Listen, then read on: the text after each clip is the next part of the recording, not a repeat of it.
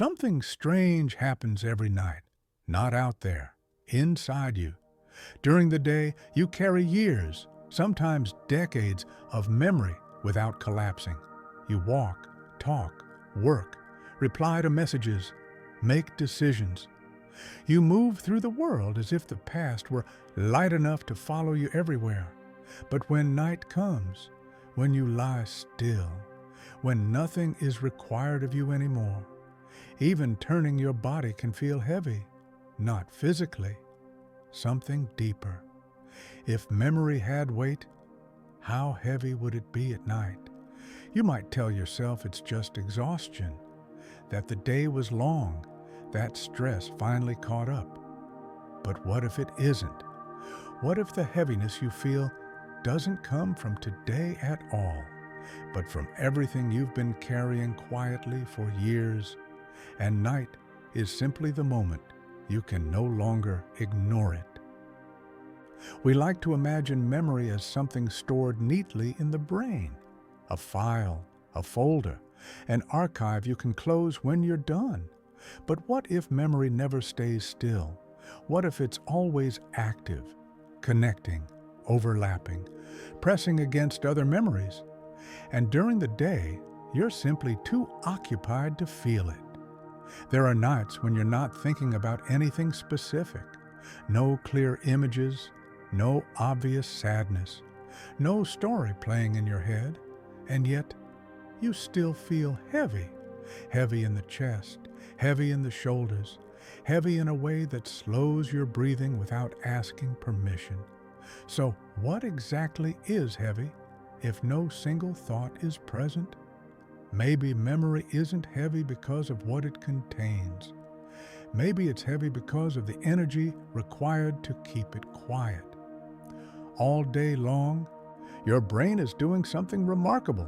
It is holding things back, unfinished conversations, unprocessed moments, versions of yourself you haven't resolved. You call this functioning. The brain calls it effort. And at night, when the lights go out, when the external world finally stops demanding your attention, that effort fades, not because memory arrives, but because the barrier disappears. And without that barrier, you don't think your memories anymore. You feel them. That's why nighttime doesn't speak in words. It doesn't tell stories. It speaks in sensations.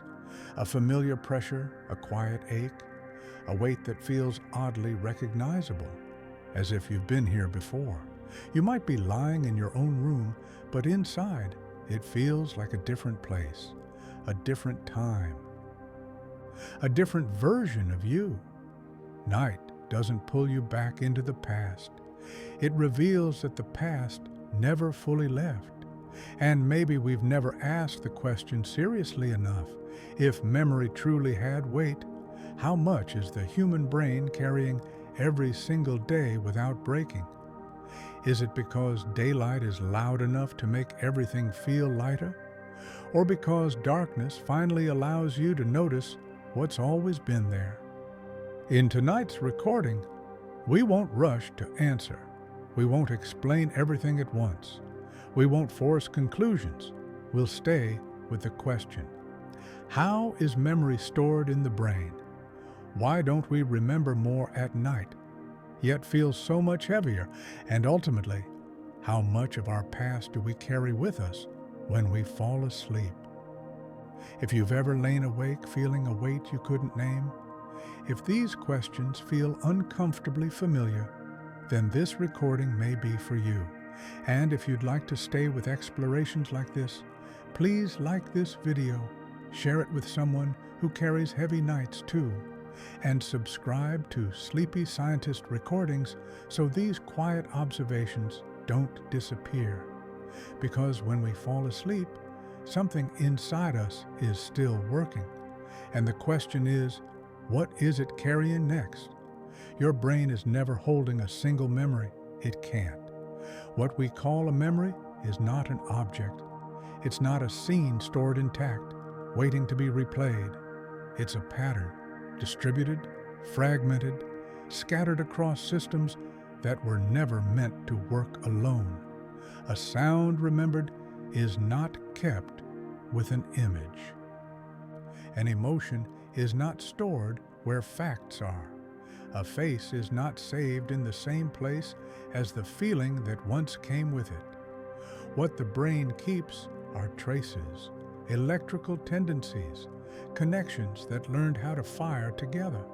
When you remember something, the brain is not opening a file. It is rebuilding something that no longer exists. And every rebuild costs energy. During the day, this reconstruction is tightly regulated. Your brain prioritizes speed, efficiency, relevance. Only what's necessary is allowed through. But at night, the rules change, not because the brain becomes careless, but because its priorities shift. The systems that normally separate memory into categories begin to loosen their boundaries. Sensory memory drifts closer to emotional memory. Fragments that stayed isolated all day start to recognize each other, not consciously, not intentionally. It happens quietly. A smell you didn't notice earlier finds a feeling. A thought that never fully formed connects to a bodily response. Something unfinished gains just enough context to feel present again. This is why nighttime memories rarely arrive as stories. They arrive as pressure, as warmth or cold, as a tightening that doesn't explain itself. Because what you're experiencing isn't a memory, it's a convergence. When multiple memory networks activate at once, the brain doesn't label it as remembering. It labels it as load, and load feels heavy. During waking hours, the brain constantly dampens these overlaps. It keeps experiences compartmentalized so you can function. This separation is not natural, it's maintained. Think of it as tension in a structure. As long as the tension holds, everything stays upright. But when night comes, tension releases. Not all at once, not dramatically, just enough. And when it does, memory networks don't rush in. They lean, they press gently at first, then more insistently, not asking to be analyzed, only asking to exist together. This is why you can feel emotionally overwhelmed at night without thinking about anything emotional. Why your body reacts before your mind understands. The brain is not revisiting the past. It's reorganizing its internal weight. Memory storage was never meant to be static. It's fluid by design. During sleep, especially in the moments before it, the brain begins deciding what can be integrated and what must remain separate, what can be softened, what must stay sharp, what can be carried forward lightly, and what still resists being moved. You don't feel this process as logic, you feel it as density, as if something inside you has become more compact, more concentrated. That sensation isn't sadness, it isn't fear, it's proximity. Too many parts of your past are suddenly close together, and closeness in the brain increases intensity, not because the memories are stronger, but because the distance between them has shrunk. Night doesn't add weight to memory, it removes space. And when space disappears, even light things become difficult to hold.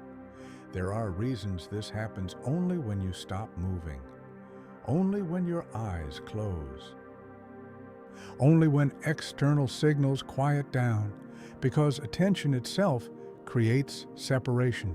As long as you're focused outward, memory networks stay in their assigned lanes. But the moment attention turns inward, the lanes blur. The brain begins listening to itself, and what it hears is not a voice, it's accumulation. Years of lived moments stacked without narrative, without order, without explanation. Not yet. This is not a malfunction, it's preparation. The brain doesn't bring memories together to overwhelm you, it does it to see what can be joined, what can be released, and what still resists resolution. But before any of that can happen, before integration, before rest, there is this moment, this heaviness, this pause where nothing is explained, nothing is solved, and the weight is simply felt. What you feel at night is not memory itself. It's the cost of holding it back. All day long, your brain is doing something subtle and exhausting. It is applying force, not force in the way muscles do, but a constant neurological effort to suppress, delay, and redirect internal signals. Every unfinished memory generates activity. Every unresolved emotion creates a low-level demand, and the brain answers those demands by pushing down, not erasing, just postponing. This is why daytime feels lighter, not because life is lighter, but because the brain is spending energy to make it feel that way. In neuroscience, inhibition is not silence, it's active control. To prevent a memory from surfacing, the brain must keep certain circuits quiet while others stay alert. That balance costs glucose, oxygen, time. And you rarely notice it, because the system is designed to hide its own effort until night. At night, energy allocation changes. The brain begins preparing for a different kind of work, not reacting, not performing, but reorganizing. And to do that, it gradually releases the pressure it maintained all day. Not abruptly, not consciously, it simply stops pushing as hard. When that happens, the memories you thought were gone don't return. They were never gone. What changes is resistance. Imagine holding a door shut while people lean on the other side. As long as you keep your weight against it, the door doesn't move. But the moment you relax, even slightly, you feel how much force was there all along. That force is what you notice at night. The heaviness is not new content entering your mind. It's stored pressure becoming perceptible. This is why nighttime heaviness doesn't always come with images or words or clear thoughts, because what you're sensing is not information, it's load. The brain doesn't measure memory by size. It measures it by effort required to manage it. A single unresolved moment can demand more energy than dozens of neutral ones. A feeling you never processed can weigh more than an entire year you've accepted. During the day, your brain distributes that effort across tasks, movement, conversation, decision-making, external focus. Each one siphons attention outward, reducing internal awareness. But when you lie still, something important happens. There is nowhere else for the energy to go. No task to borrow from, no distraction to absorb the overflow. So the brain becomes aware of its own internal workload, not analytically, somatically, as sensation. That's why heaviness often shows up in the body first. The chest, the throat, the stomach. Those areas are deeply connected to autonomic regulation, systems that respond before conscious thought forms. The brain doesn't announce, "I am carrying unresolved memory." It signals, "Resources are being reallocated," and the body feels that shift as weight. You might notice your breathing slow, or your limbs feel harder to move, or a vague pressure that doesn't demand attention, but refuses to leave. This is not emotional weakness, it's neurological honesty. At night, the brain no longer pretends that suppression is free. It lets you feel the cost, not to punish you, not to disturb your rest. But because feeling the load is the first step toward redistributing it, before the brain can decide what to integrate, what to soften, and what to leave untouched, it needs to sense the full mass of what it's holding, And sensing requires stillness. Darkness helps, silence helps, but stillness is essential. Only when movement stops does the brain finally register how much effort it has been exerting. That realization doesn't come as a thought. It comes as heaviness, a quiet acknowledgement that something has been carried longer than intended. And once that acknowledgement exists, once the brain fully feels the load, another process begins. There is a part of your brain that works hardest when other people are around. It does not help you think faster. It does not make memories clearer. It does not help you feel better. Its job is simpler and more exhausting. Its job is to make you acceptable. From the moment you wake up, this system is active. It monitors your reactions, filters your impulses, adjusts your words before they leave your mouth. It asks silently and constantly, is this appropriate? Is this safe to show? Will this cause friction? Most of the time, you don't notice it at all. You just call it being normal. This system is what allows you to function in society. It helps you hold your tongue. It smooths your expressions. It keeps certain memories and emotions from surfacing at the wrong time. And it is extraordinarily expensive. Neurologically, it relies on sustained inhibition, continuous suppression of signals that are deemed disruptive, irrelevant, or risky. It doesn't erase anything. It only delays. All day long, this system acts like a dam. Behind it are memories, emotions, impulses, unfinished narratives. In front of it is the version of you that moves through the world without falling apart. As long as the dam holds, the water feels manageable. But dams are not built to last forever. They are built to regulate flow. And at night, regulation is no longer the priority.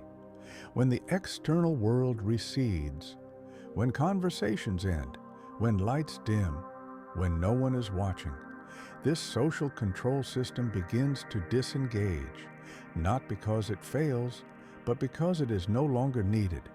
The brain does not waste energy maintaining barriers that serve no immediate purpose. And so, slowly, quietly, the dam gates loosen. This is not a dramatic release, no flood, no explosion of thought, just a subtle shift. The pressure you didn't know was there becomes noticeable. This is why nighttime thoughts often feel more honest, more raw, less edited. Not because the brain suddenly tells the truth, but because it stops actively hiding parts of it. During the day, the brain constantly asks, is this useful right now? At night, that question fades. In its place comes another. What has not been resolved? This is where memory changes character.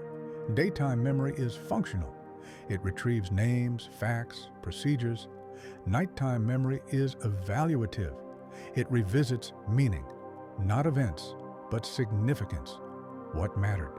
What hurt? What lingered? This shift is not philosophical. It is biological. The systems responsible for self-monitoring and social regulation, especially those tied to performance and impression management, reduce activity as fatigue increases and external demands disappear. When they quiet down, memory is no longer filtered through usefulness or appropriateness. It is filtered through relevance to the self, and relevance to the self is heavier.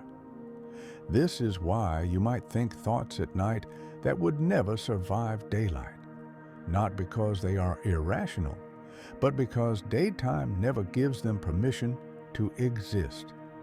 At night, permission is not granted. It is simply no longer withheld. And when permission disappears, something important happens. Memories stop lining up chronologically. They stop obeying narrative order. Instead, they cluster around unresolved identity. Who you were when something happened, who you thought you would become afterward, who you are now in comparison. This is why nighttime heaviness often carries a sense of self-evaluation without clear judgment. You're not accusing yourself. You're not defending yourself. You're simply being seen by your own mind without protective filters. That exposure has weight. The social brain, when active, acts like insulation. It keeps internal processes from touching each other directly, but when it powers down, systems that were never meant to interact suddenly do. Emotion links with memory. Memory links with bodily sensation. Bodily sensation feeds back into emotion. The loop tightens, and tight loops feel dense. This density is often misinterpreted as sadness or anxiety, but it is not always emotional in nature. Sometimes it is structural. Too many internal systems communicating at once. Imagine a room where everyone whispers. Then imagine the walls are removed. The volume doesn't increase, the proximity does. At night, the walls come down, and without walls, even quiet things press against each other. This is why you can feel overwhelmed without feeling distressed. Why the heaviness is present even when your mood is neutral. Your brain is not reacting to threat. It is adjusting to internal closeness. Another thing changes at night. The sense of audience disappears. During the day, much of your self-awareness is shaped by how you imagine others perceive you. Even when you're alone, that imagined audience remains. At night, it fades. Not completely, but enough. And when the audience disappears, performance ends. You no longer need to justify your choices. You no longer need to maintain coherence. This is both relieving and destabilizing. Relieving because the effort stops. Destabilizing because effort was also providing structure. Without it, memory becomes less curated. Things surface not because they are dramatic, but because they were never fully acknowledged. Moments you dismissed as insignificant. Feelings you labeled as impractical. Thoughts you postponed indefinitely. These are not regrets. They are loose ends. And loose ends, when gathered together, feel heavy.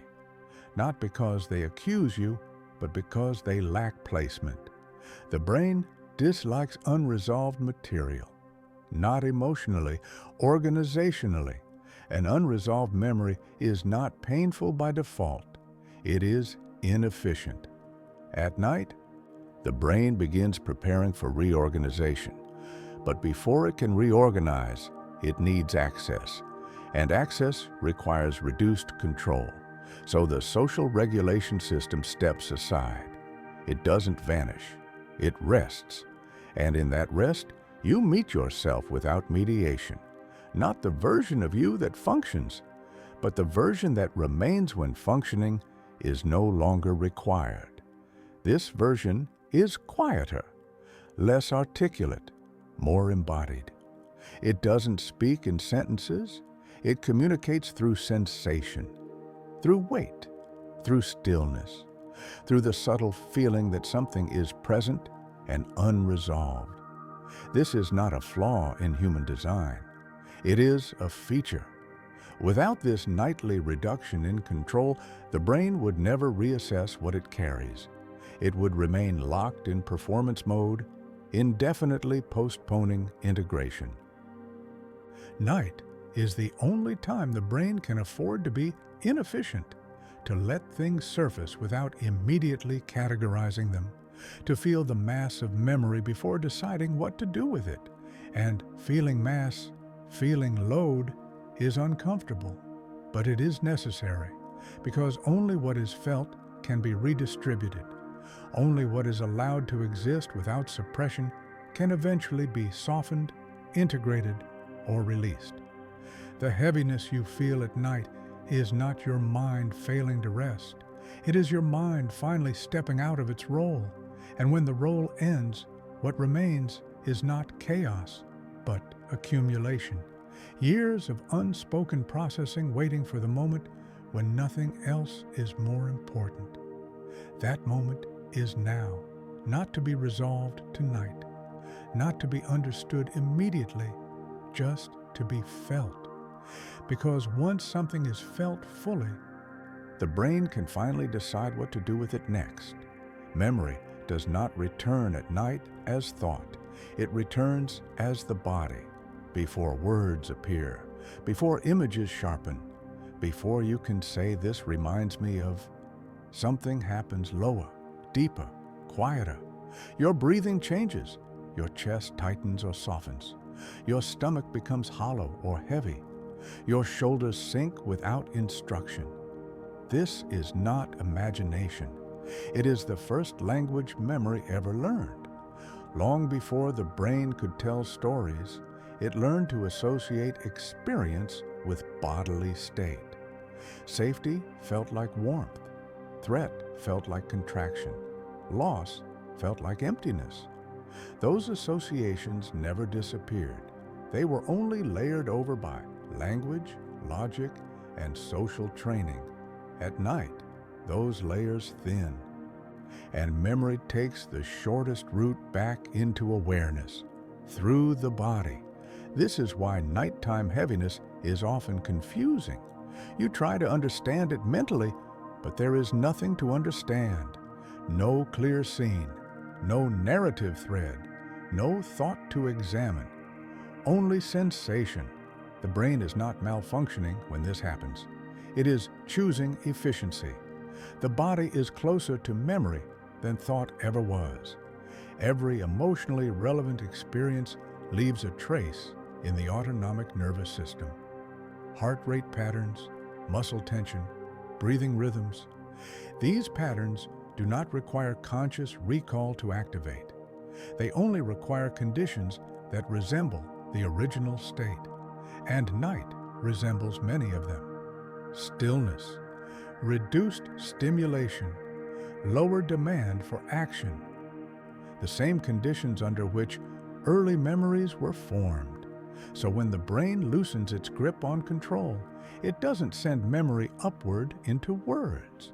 It sends it downward into sensation. This is why you might feel a weight without knowing why your body reacts before your mind can explain. The explanation comes later, if it comes at all. Most of the time, it doesn't need to, because the brain is not trying to tell you a story. It is checking alignment. It is asking, does this body still carry unresolved states? Not unresolved events. Unresolved physiological patterns. A memory that was never processed fully does not remain as a picture. It remains as readiness. Readiness to brace, to withdraw, to hold breath, to stay alert. During the day, that readiness is masked by movement and purpose. At night, with movement gone, readiness becomes obvious. It feels like heaviness, not emotional heaviness, physical density, as if gravity has increased slightly inside you. This sensation is often misread as something negative, as a sign of distress, as something that should be fixed.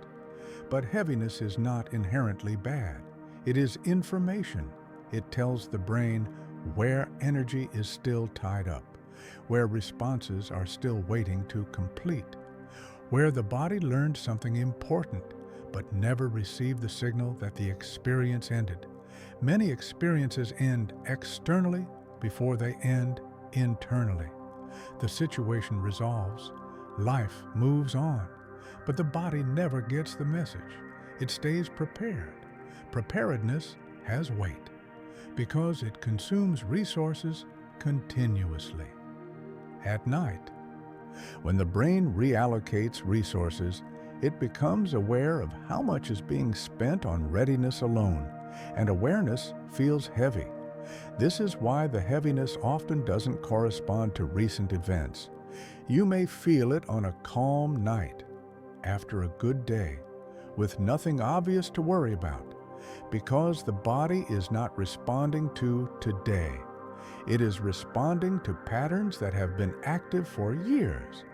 Patterns you learned to live with so gradually you stopped noticing them.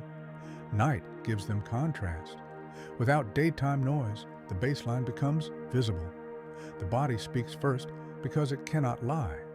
Thought can rationalize, reframe, distract. The body only reports state. If something inside remains unresolved, the body reflects it, not dramatically, not loudly, as tone, as pressure, as a subtle resistance to rest. This is also why forcing mental solutions rarely works at night. You can reason with a thought. You cannot argue with a sensation.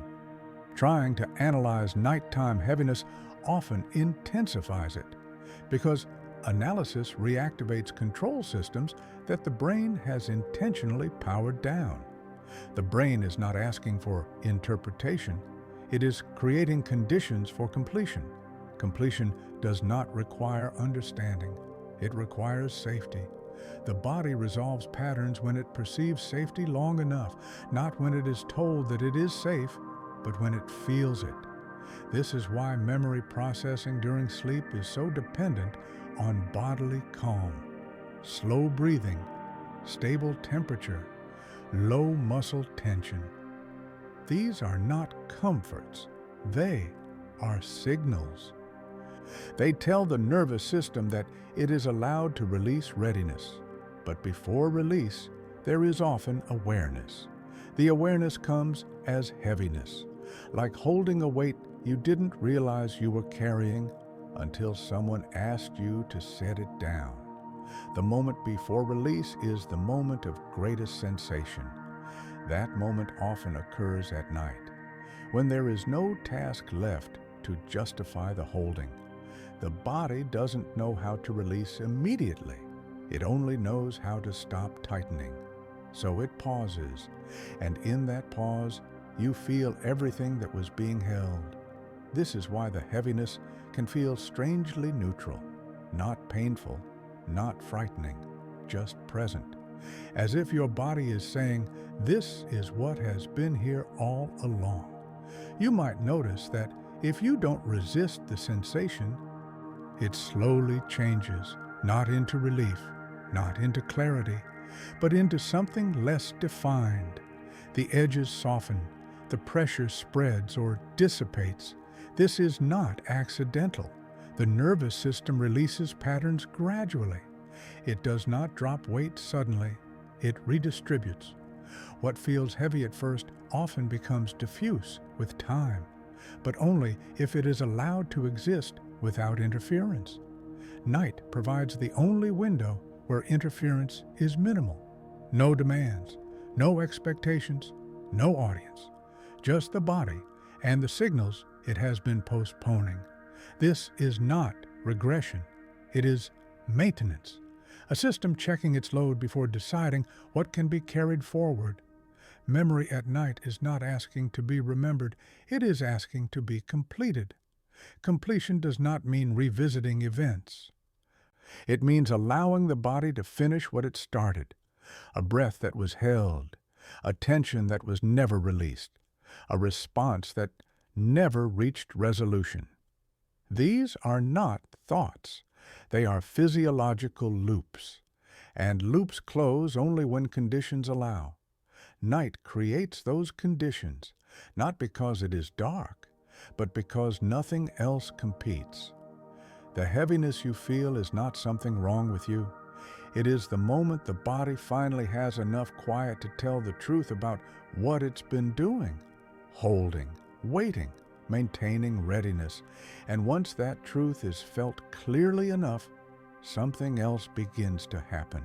Not immediately, not consciously, but subtly.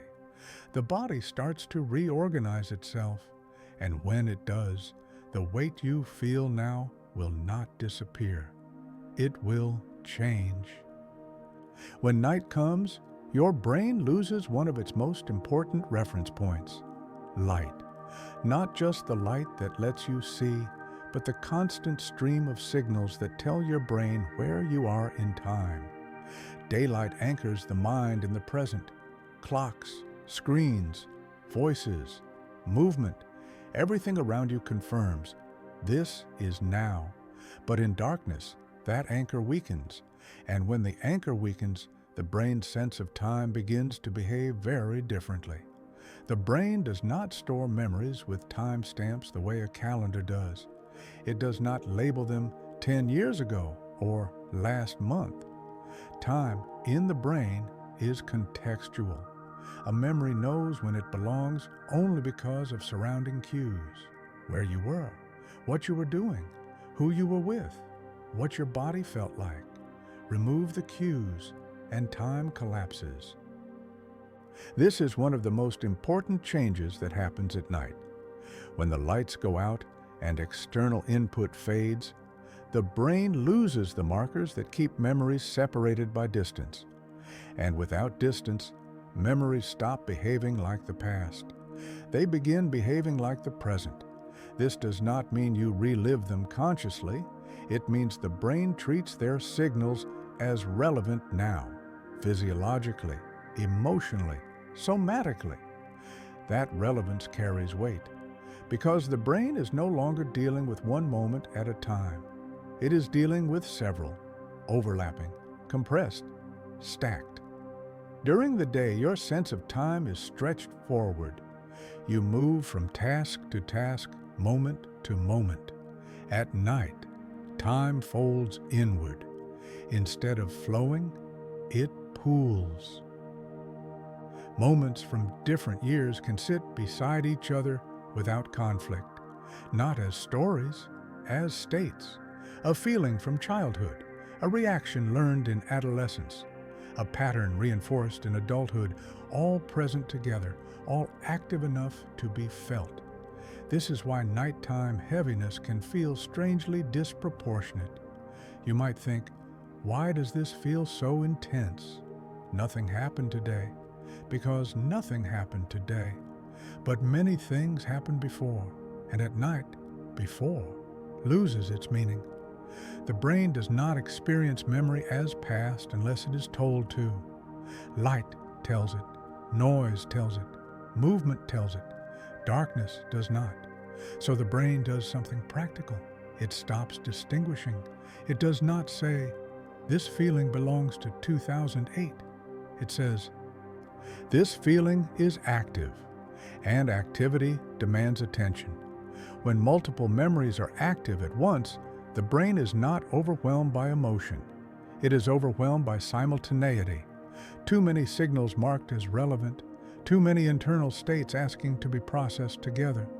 This is not panic. It is congestion.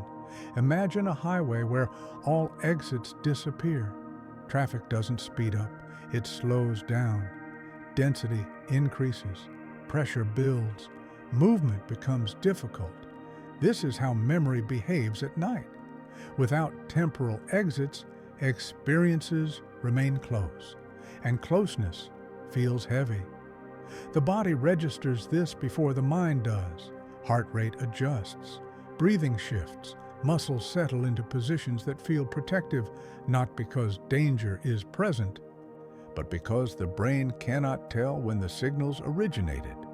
From the brain's perspective, something meaningful is happening now, and meaning always carries physiological cost. This is why nighttime heaviness can feel oddly real, even when you know rationally that nothing is wrong. Rational knowledge depends on time awareness. The body does not operate rationally. It operates responsively. If a signal is active, the body responds. Night removes the cues that would normally tell the body, this is old. And so the response is allowed to occur. This is not a flaw. It is how integration happens. The brain cannot process what it cannot access. It cannot soften what it cannot feel. To process memory, the brain must briefly treat it as present, not in full detail. not in narrative form. Just enough to evaluate its weight. How much energy does this still require? How much readiness is still attached? How much of this can be released? These questions are not asked consciously. They are asked by systems that operate beneath awareness, and those systems require proximity. Distance keeps memory frozen. Closeness allows movement. Night creates closeness by collapsing time, by removing anchors, by letting moments that were once far apart exist in the same internal space. This is why some nights feel heavier than others, not because more memories are involved, but because the conditions allow more overlap. Fatigue deepens this effect. As the brain tires, it becomes less precise in separating states. Boundaries soften. Past emotional contexts blend more easily with present sensations. A memory does not need to be strong to be felt. It only needs to be nearby. And night brings everything nearby. This also explains why the heaviness often fades toward morning. As light returns, time reasserts itself. The brain receives signals again. Shadows shorten, sounds resume. The external world reclaims priority. Memories are reassigned their distance. What felt present becomes past again. The weight redistributes, not because anything was solved, but because the system regained structure. Nighttime heaviness is not something to eliminate. It is something to recognize. It is the sensation of time losing its grip inside a brain that has been managing distance all day long. Without distance, memory stops behaving politely. It presses, not to hurt you, not to accuse you, but to be acknowledged as still active. Many people fear these moments. They try to distract themselves, reach for devices, turn on noise, and sometimes that helps. Not because the heaviness disappears, but because time returns. The brain is given its anchors back. But when distraction is the only strategy, memory remains unprocessed. It waits, night after night. The brain does not insist loudly. It does not force confrontation. It simply brings things closer whenever the conditions allow. This is patience, not punishment. The system knows it cannot process everything at once, so it takes small opportunities, moments of stillness, moments of darkness, moments when nothing else competes. It gathers. It compresses. It lets you feel just enough to begin the next stage. Heaviness is not the end of the process. It is the threshold, the moment when memory is close enough to be touched, not examined, not judged, just touched. And when something is touched long enough, without resistance, the brain begins to do something remarkable. It starts deciding what can finally be moved, what can be softened, what no longer needs to remain exactly as it was. But that decision cannot be rushed. It requires this state first, this quiet convergence, this temporary loss of time, this feeling of weight that is not pain, not sadness, not fear, but presence. Because only what is present can change.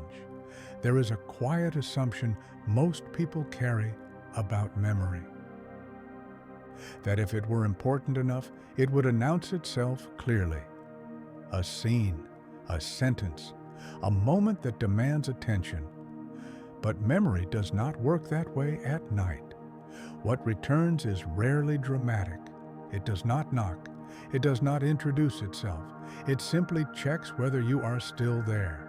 This is why nighttime heaviness often feels impersonal, not like your story, not like your past, but like something unfinished, moving through you without explanation.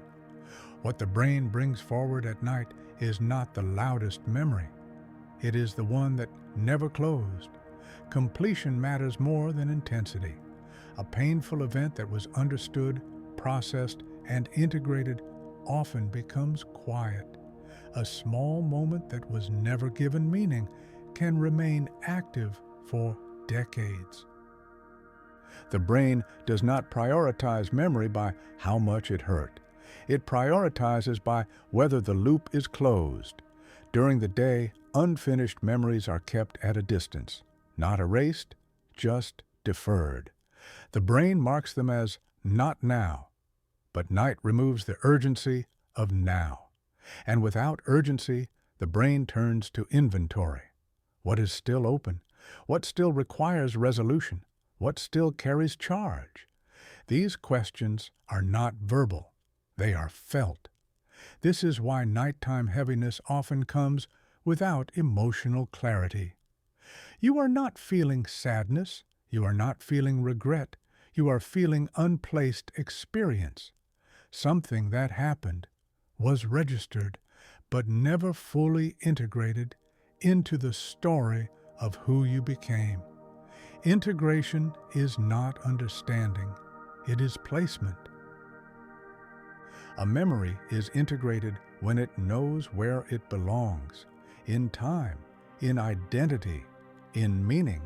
Until then, it floats. And floating memories are not light. They require constant monitoring. Imagine holding an object in your hands without knowing where to put it. You don't grip tightly. You don't drop it. You just hold it. That holding is subtle, but it never stops. This is how unresolved memory behaves in the brain. It is not actively painful. It is persistently present. At night, when control systems relax, the brain notices the holding, and awareness of holding feels like weight. What makes this heavier is that unresolved memories rarely exist alone. They cluster, not by theme, but by emotional tone. Moments of uncertainty recognize each other. Experiences of loss gravitate together. Times you felt unseen find proximity, not because they are similar in content, but because they were never fully placed. The brain does not retrieve them as a sequence. It retrieves them as a field, a background hum of unresolvedness. And when several unresolved elements coexist, the sense of heaviness increases, not linearly, but cumulatively. This is why some nights feel inexplicably dense, not because one memory surfaced, but because many hovered close enough to be felt at once. The brain is not trying to overwhelm you. It is attempting categorization. Before anything can be released, it must be acknowledged as still active. But acknowledgement does not require consciousness. It requires sensation. The brain uses the body to mark what still needs attention. A tightness says, "This is still held." A weight says, "This is still being carried." A resistance to rest says, "This is not yet complete." None of these signals demand action. They are status indicators. Night is when the brain runs diagnostics. During the day, diagnostics would interfere with performance. At night, performance is irrelevant. So diagnostics resume, and the results are felt, not reported. This is also why trying to figure out nighttime heaviness often backfires. Analysis belongs to daytime cognition. It seeks narrative, cause, solution. Nighttime processing does not work that way. It is nonverbal by necessity. Many unresolved memories cannot be articulated because they were never verbal to begin with. They occurred before language, or outside of it. A look that lingered too long. A moment when something should have been said but wasn't. A realization that never reached the surface. These do not form sentences. They form states. And states are resolved through experience, not explanation. At night, the brain does not ask, "What happened?" It asks, "Is this still affecting the system?" If the answer is yes, the state is brought closer, not to punish you, to test whether conditions are safe enough for the system to let go. Safety is not comfort. Safety is consistency. A quiet room, a still body, a lack of demand. When these conditions persist, the nervous system begins to soften, not all at once, not dramatically, gradually. As it softens, some unresolved states lose their charge. Others do not. Those that do not remain, they wait. This waiting is not passive. It consumes energy, and energy consumption is experienced as heaviness. This is why people often say they feel tired at night, even after resting physically. The fatigue is not muscular, it is regulatory. The brain is maintaining unresolved material while simultaneously preparing to reorganize it. That overlap is costly, but it is also temporary. Night is not the time when memory is resolved. It is the time when memory is positioned for resolution. Positioning requires bringing things close enough to assess them.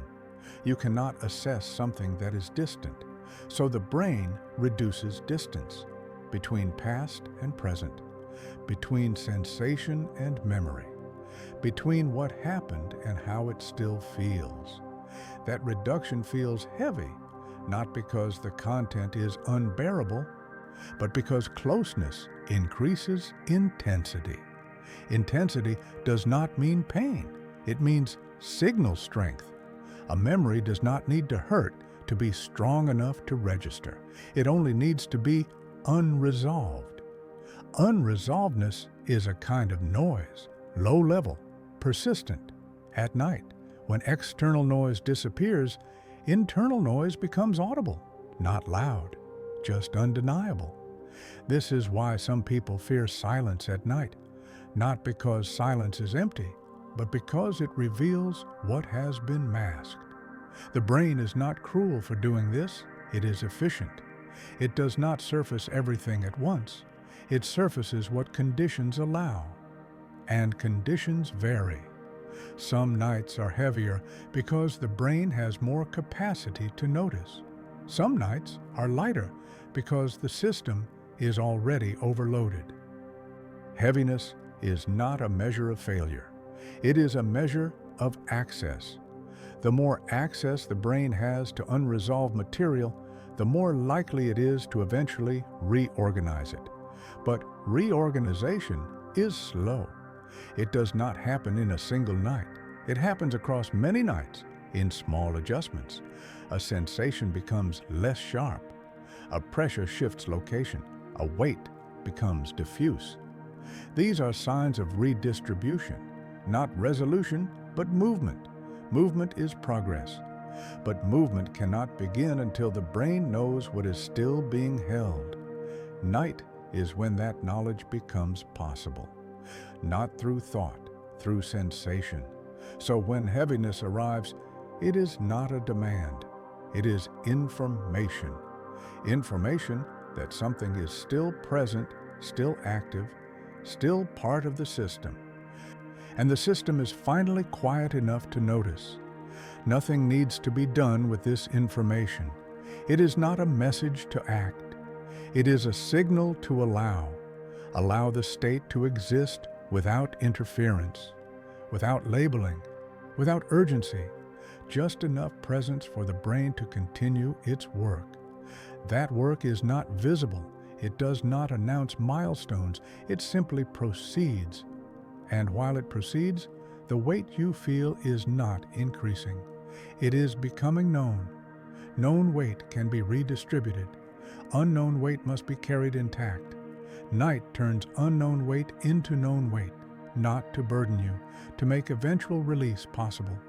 And that possibility, quiet, distant, unforced, is already forming long before sleep arrives. There is a moment in the night when nothing new appears. Yet everything feels closer. No memories surface clearly. No emotions declare themselves. And still, the sense of weight increases. This is the moment when the brain stops searching and starts listening. During the earlier hours of the night, the mind drifts. It touches fragments, sensations, loose ends. But at a certain point, drifting ends. What remains is proximity. Not proximity to a specific memory, but proximity between memories themselves. This is when the brain's internal organization becomes visible, not as structure, but as pressure. Think of memory not as a collection of moments, but as a field shaped by experience, meaning, and repetition. In that field, memories are not evenly distributed. Some areas are sparse, others are dense. The dense areas are not necessarily traumatic. They are unresolved. Resolution spreads memory out. Unresolvedness pulls memory inward. At night, when the brain quiets its outward focus, this field contracts. Not deliberately, naturally. And contraction increases density. Density increases pressure. Pressure is felt as heaviness. This is why the heaviness can arrive without warning, why it can deepen even when nothing seems to be happening. The brain is not adding content, it is compressing space. During the day, attention acts like a force that stretches memory outward. Tasks, conversations, movement, all of these create distance. Distance reduces density. At night, attention withdraws. And when attention withdraws, the field relaxes inward. This inward relaxation is not rest. It is gathering. The brain is drawing its resources closer together to evaluate what remains active. This evaluation does not require awareness. It requires stillness. And stillness changes everything. When you are still long enough, the brain can sense the full distribution of its internal load. It can feel where things are clustered, where energy is being spent continuously, where effort is required just to maintain equilibrium. These clusters often form around identity, not events, not images, but versions of yourself. Who you were when something happened, who you tried to become afterward, who you are now in relation to that change. Identity is heavier than memory, because identity is ongoing. A memory can end. An identity pattern continues. If a part of you learned to adapt in a certain way, that adaptation remains active long after the event is over. At night, when the brain reduces external demands, identity patterns lose their camouflage. They stop hiding behind roles and routines. They stand alone, and standing alone, they are felt more clearly. This is why nighttime heaviness often carries a subtle sense of self-awareness without judgment. You are not criticizing yourself. You are not evaluating your past. You are simply with it, with who you have been, with who you are still carrying. This presence is quiet, but it is not neutral. Presence has weight. The brain experiences presence as load because presence requires integration. To be present with something is to allow it access to the system. Access always costs energy. During the day, access is limited. At night, access expands. And when access expands, the brain must account for what enters, not intellectually, energetically. This accounting is felt as heaviness. Another change happens here. The brain's predictive systems, those that anticipate what comes next, slow down. During the day, prediction dominates. What do I need to do next? What should I prepare for? What might happen? At night, prediction quiets. There is no next task, no immediate future. Without prediction, the brain turns inward, and when it turns inward, it encounters material that was never meant to guide action, memories that don't inform decisions, feelings that don't require response. These are not useful in the daytime sense, but they are structurally important. They shape how the system holds itself. When predictive pressure fades, these background elements rise, not to be acted upon, to be integrated into the baseline. Baseline is everything the brain assumes as normal. If unresolved material remains active, it raises the baseline. It makes the system heavier overall. At night, the brain checks its baseline. It senses whether the internal environment has drifted too far from equilibrium. This sensing does not involve judgment. It involves comparison. How much energy is being spent maintaining readiness? How much tension is being held as default? How much of the system is operating above minimal load? These questions are not conscious. They are answered by sensation. Heaviness is the answer, not a conclusion, a measurement. This measurement can feel uncomfortable because it removes illusion. The illusion that everything is fine because everything is functioning. Functioning is not balance, it is compensation. The brain can compensate indefinitely until it decides it no longer should. Night is when that decision becomes possible, not because night is special, but because night removes alternatives. There is nowhere else to direct attention, no performance to maintain, no audience to manage. Only the internal field remains, and the field reveals its density. This revelation does not demand immediate change. The brain does not attempt to resolve everything at once. It only needs to know where weight is concentrated. Once it knows, it can begin redistribution. Redistribution does not feel like relief at first. It often feels like fatigue, a deep, spreading tiredness. Not the tiredness of effort, but the tiredness of sustained holding, finally being noticed. This is why heaviness sometimes turns into drowsiness. The brain recognizes that continued holding is unnecessary, that some patterns can soften, that vigilance can ease. But before easing, there is awareness, awareness of how much has been carried. This awareness is not verbal. It does not say, "You have carried too much." It simply allows the sensation to exist, and existence is enough. The brain does not require insight to reorganize. It requires permission. Permission is given by stillness, by not resisting the sensation, by not demanding explanation. Resistance keeps patterns rigid. Allowance lets them move. At this stage of the night, nothing needs to be done. Not even acceptance, just presence. Presence without direction. This is why forcing sleep often fails here. Sleep is not the goal of this moment. Reorientation is.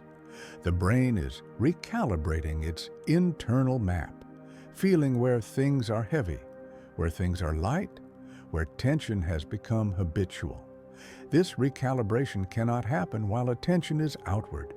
It needs inward focus, and inward focus naturally increases awareness of density. This is not regression into the past, it is maintenance of the present system, a system that carries history within it. History does not weigh us down because it happened. It weighs us down because parts of it are still active. Activity requires energy. Energy has mass, not physically, but experientially. At night, when the brain measures energy expenditure honestly, mass becomes perceptible. That perceptibility is heaviness, not a symptom to fix, a signal to read, a signal that says, this is where the system still works.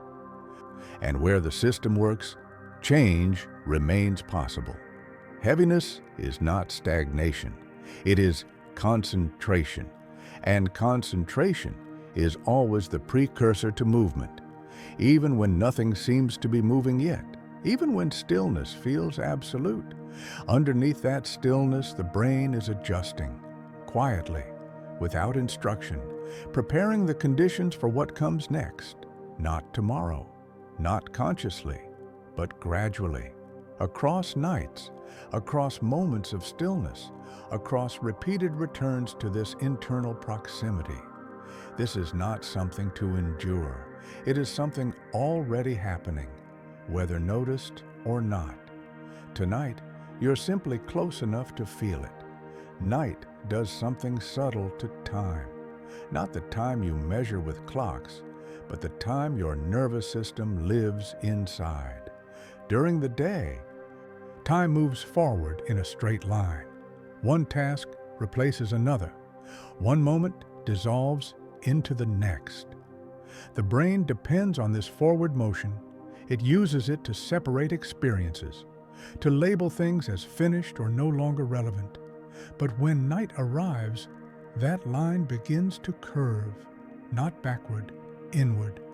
The brain stops orienting itself toward what comes next.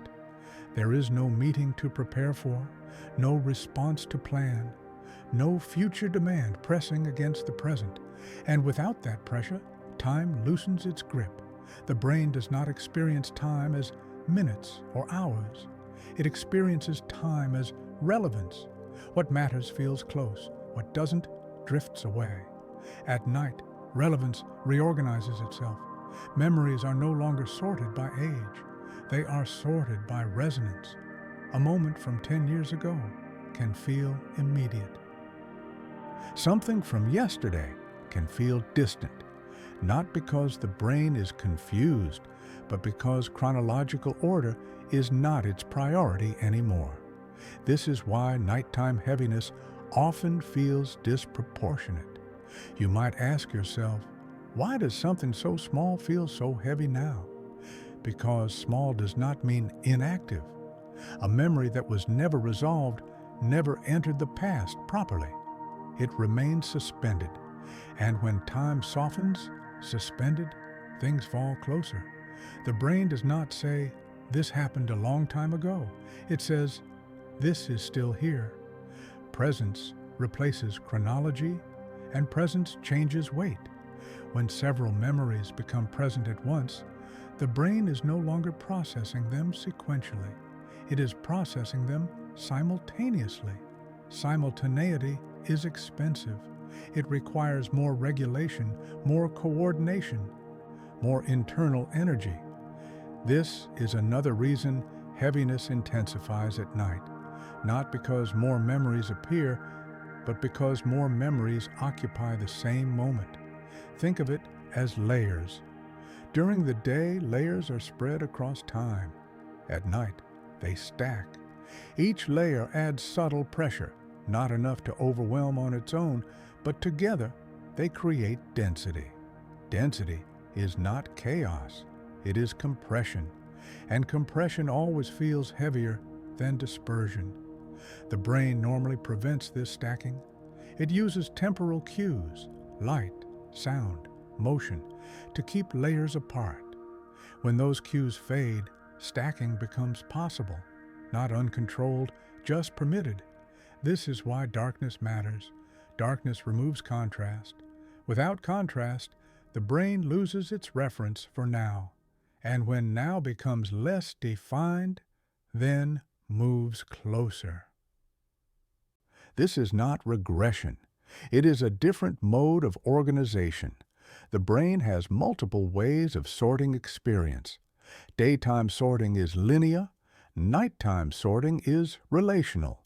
Things that belong together emotionally are allowed to coexist. This coexistence can feel heavy because emotional coherence requires integration. Integration is work. The brain cannot integrate what is distant, so it shortens distance. It brings things into the same temporal space, and when many things share space, you feel them, not as stories, not as images, as presence. This presence is often mistaken for sadness or nostalgia, but nostalgia has a tone. Sadness has direction. Nighttime heaviness often has neither. It is neutral, dense, quiet, undirected, like standing in a room filled with objects you recognize but haven't sorted. Nothing is happening, yet something feels full. This fullness is temporal compression. The brain has temporarily folded time inward, not permanently, not destructively, just enough to assess. Assessment requires closeness. The brain is asking, which of these experiences still belong to the present system? Which still influence behavior, expectation, identity? Influence is what matters, not age, not intensity. If a memory still shapes how the system responds, it remains active. Active things have weight. Inactive things settle into the background. At night, the boundary between active and inactive is reevaluated. Some memories that were active all day lose relevance and fade. Others that were quiet gain proximity. This shift is not logical, it is adaptive. The brain is constantly optimizing. It does not want to carry unnecessary load, but it cannot release what it cannot feel, so it creates conditions where feeling becomes possible. Stillness, darkness, reduced future orientation. These conditions allow temporal boundaries to relax, and when boundaries relax, weight becomes apparent. This is also why nighttime heaviness often comes in waves, not steadily, not predictably. As the brain shifts between temporal states, different clusters move closer or farther away. One moment feels light, the next feels dense. This fluctuation is not instability, it is recalibration. The system is testing different configurations, seeing what feels sustainable. This testing does not require consciousness. It requires openness. Resistance interferes. When you try to push the heaviness away, you reintroduce time pressure. You tell the brain, this should end now. But the brain is not operating in now. It is operating in presence. Presence has no deadline. It ends when integration progresses, not when you demand relief. This is why acceptance, not intellectual acceptance, but physical allowance, changes the experience. When the sensation is allowed, the brain can continue its work. When it is resisted, the system tightens again. Tightening preserves distance, but distance prevents resolution. Nighttime heaviness is not asking you to think. It is asking you to stay with the sensation long enough for the brain to reassign temporal labels, for something that has been treated as now to finally be allowed to become then. This transition is subtle. It does not announce itself. You may not notice anything change, but the weight shifts, the edges soften, the presence diffuses. That diffusion is time expanding again. The memory is being returned to its proper distance, not forgotten, not erased, placed where it no longer presses. This process cannot be rushed. It depends on cycles, on repetition, on many nights where nothing dramatic happens, but small adjustments accumulate. Night after night, the brain practices letting certain things become past, not all at once, piece by piece. This is why some memories suddenly feel lighter years later without you ever understanding why. The work was done quietly, in darkness, in moments of stillness you barely remember. Night is not when the brain solves problems. It is when the brain rearranges time. And rearranging time is how weight eventually moves. What feels heavy now is not permanent.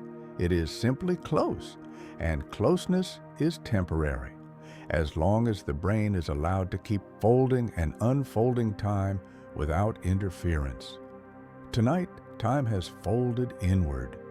You are feeling what exists when past and present share space, not to trap you, but to slowly teach the system what no longer needs to be carried forward with the same intensity. Nothing needs to be done. Time will expand again. It always does. But for now, The night is holding things close, and in that closeness, the brain is learning what can finally be allowed to drift away. The brain at night becomes a warehouse without a manager. During the day, everything inside you is supervised, sorted, labeled, placed where it won't interfere. There are aisles, schedules, rules about what can be accessed and when. This organization is not natural, it is enforced. Daytime cognition is managerial. It keeps operations smooth by limiting access. Only what is immediately useful is allowed onto the floor. Everything else is stored away, not discarded, just deferred. But night removes the manager, not abruptly, not irresponsibly. The manager simply clocks out, and when that happens, the warehouse doesn't fall into chaos. It becomes honest. Shelves that were stacked too tightly begin to shift. Boxes that were never properly labeled slide forward. Items placed temporarily stay where they were left. Nothing breaks, nothing spills. But order loosens, and loosened order reveals load. This is where the heaviness deepens. Not because something new has appeared, but because things are no longer held apart by strict structure. During the day, memory is compartmentalized by necessity. Emotion here, fact there, self-image somewhere else. At night, the partitions thin. The brain does not actively dismantle them. It simply stops reinforcing them. And without reinforcement, boundaries relax. When boundaries relax, stored material begins to lean, not to escape, just to redistribute pressure. This is why nighttime heaviness often feels like accumulation rather than intrusion. Nothing is attacking you. Nothing is demanding attention. Things are simply closer together than they were before. The warehouse metaphor matters because it reveals something important. The brain is not trying to organize memory perfectly. It is trying to organize memory well enough to function. Perfection would require constant reprocessing. That would be inefficient. So the brain uses temporary storage. Deal with this later. Put this here for now. Stack this until there's time. Later rarely comes during the day because later is too expensive. Daytime is about output. Nighttime is the only window where reorganization is affordable. But before reorganization can begin, the brain must see what it has, not intellectually, spatially. It needs to feel where the weight is concentrated. This is why nighttime heaviness often has a spatial quality. You don't feel sad about something.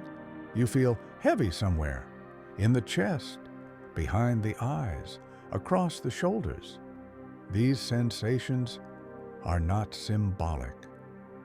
They are literal representations of internal distribution.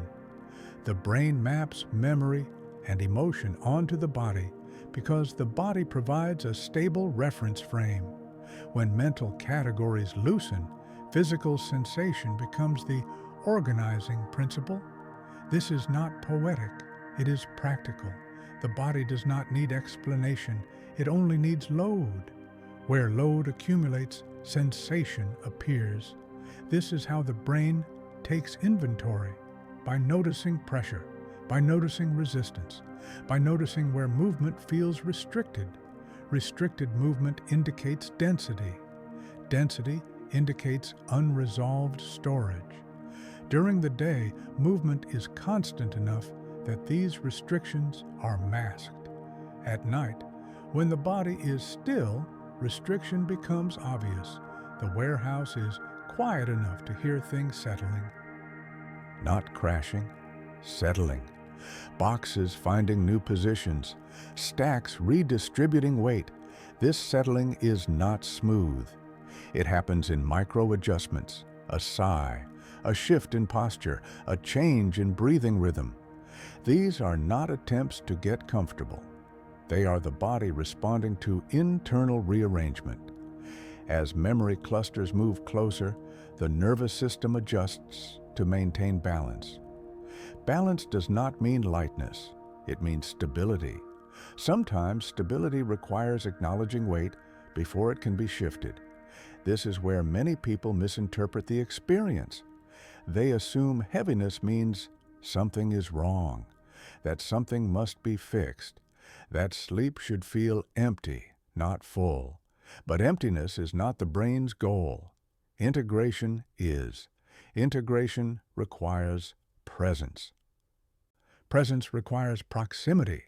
Proximity increases density. Density feels heavy. The warehouse without a manager is not out of control. It is temporarily unsupervised, so the system can see what supervision has been hiding. The manager's job during the day is not to resolve everything. It is to prevent interference. At night, interference is no longer a concern, so resolution becomes possible. But resolution does not begin with answers. It begins with exposure, seeing what has been stacked without evaluation, feeling what has been carried without reassessment. The brain does not judge the contents of the warehouse. It does not label items as good or bad. It labels them as active or inactive. Heavy items are active, not because they are painful, but because they still influence how the system behaves. An unresolved memory influences posture, tone of voice, expectations. An integrated memory does not. At night, the brain asks, which of these boxes still affect the structure? Which still press on supporting beams? Which require constant reinforcement to keep from collapsing? Those are the ones that move, not outward, inward, closer to the center of processing. This movement is not a replay, it is a reassessment. And reassessment feels like weight, because weight is how the brain detects influence. The more influence something has, the heavier it feels. This is why small events can feel heavier than major ones. A major event that was processed, contextualized, and integrated may sit quietly on a shelf. A minor moment that disrupted identity but was never acknowledged may lean constantly against the structure. The brain does not measure memory by size, it measures by strain.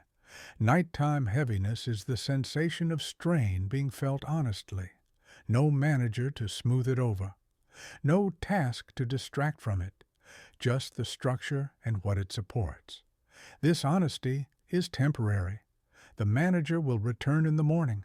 Schedules will resume. Boundaries will reassert. But before that happens, the system has this window. A window where it can shift weight without consequences, without deadlines, without explanation. Many people try to avoid this window. They fill it with noise, with content, with stimulation. And sometimes that is necessary. But avoidance does not remove load. It only postpones redistribution. The warehouse remains crowded. Night after night, the same stacks lean, the same pressure accumulates, until the system finds another way to be heard. Heaviness is the gentlest signal.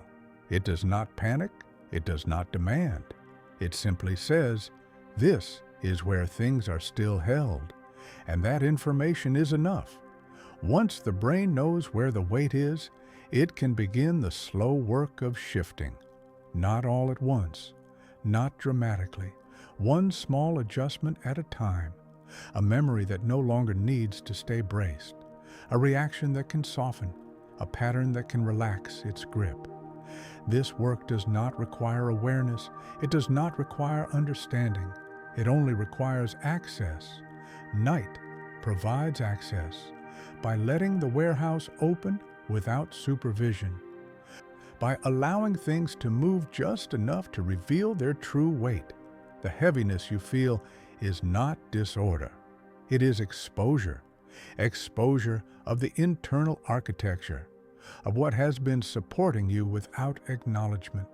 Once exposed, change becomes possible, not tonight, not consciously, but gradually, as the system learns which structures are still necessary and which can finally be dismantled. For now, the warehouse is quiet. Things are close. Nothing is resolved, but everything is visible enough for the next phase to begin. There is a reason the heaviest memories are rarely the most dramatic ones.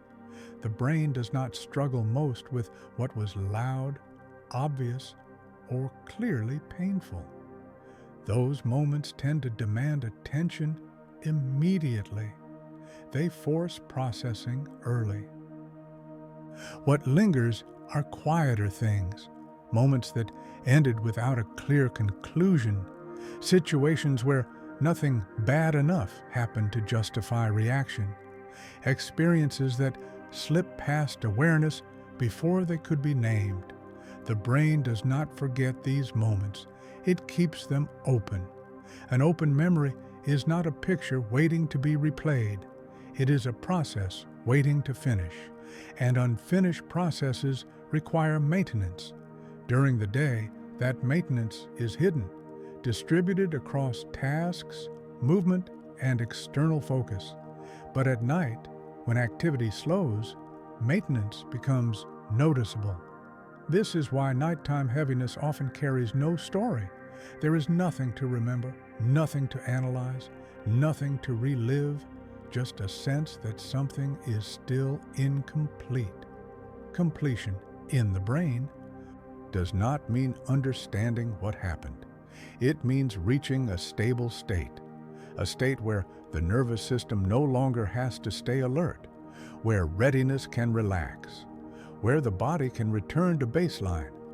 Many experiences never reach that point, not because they were overwhelming, but because they were ambiguous. Ambiguity is expensive.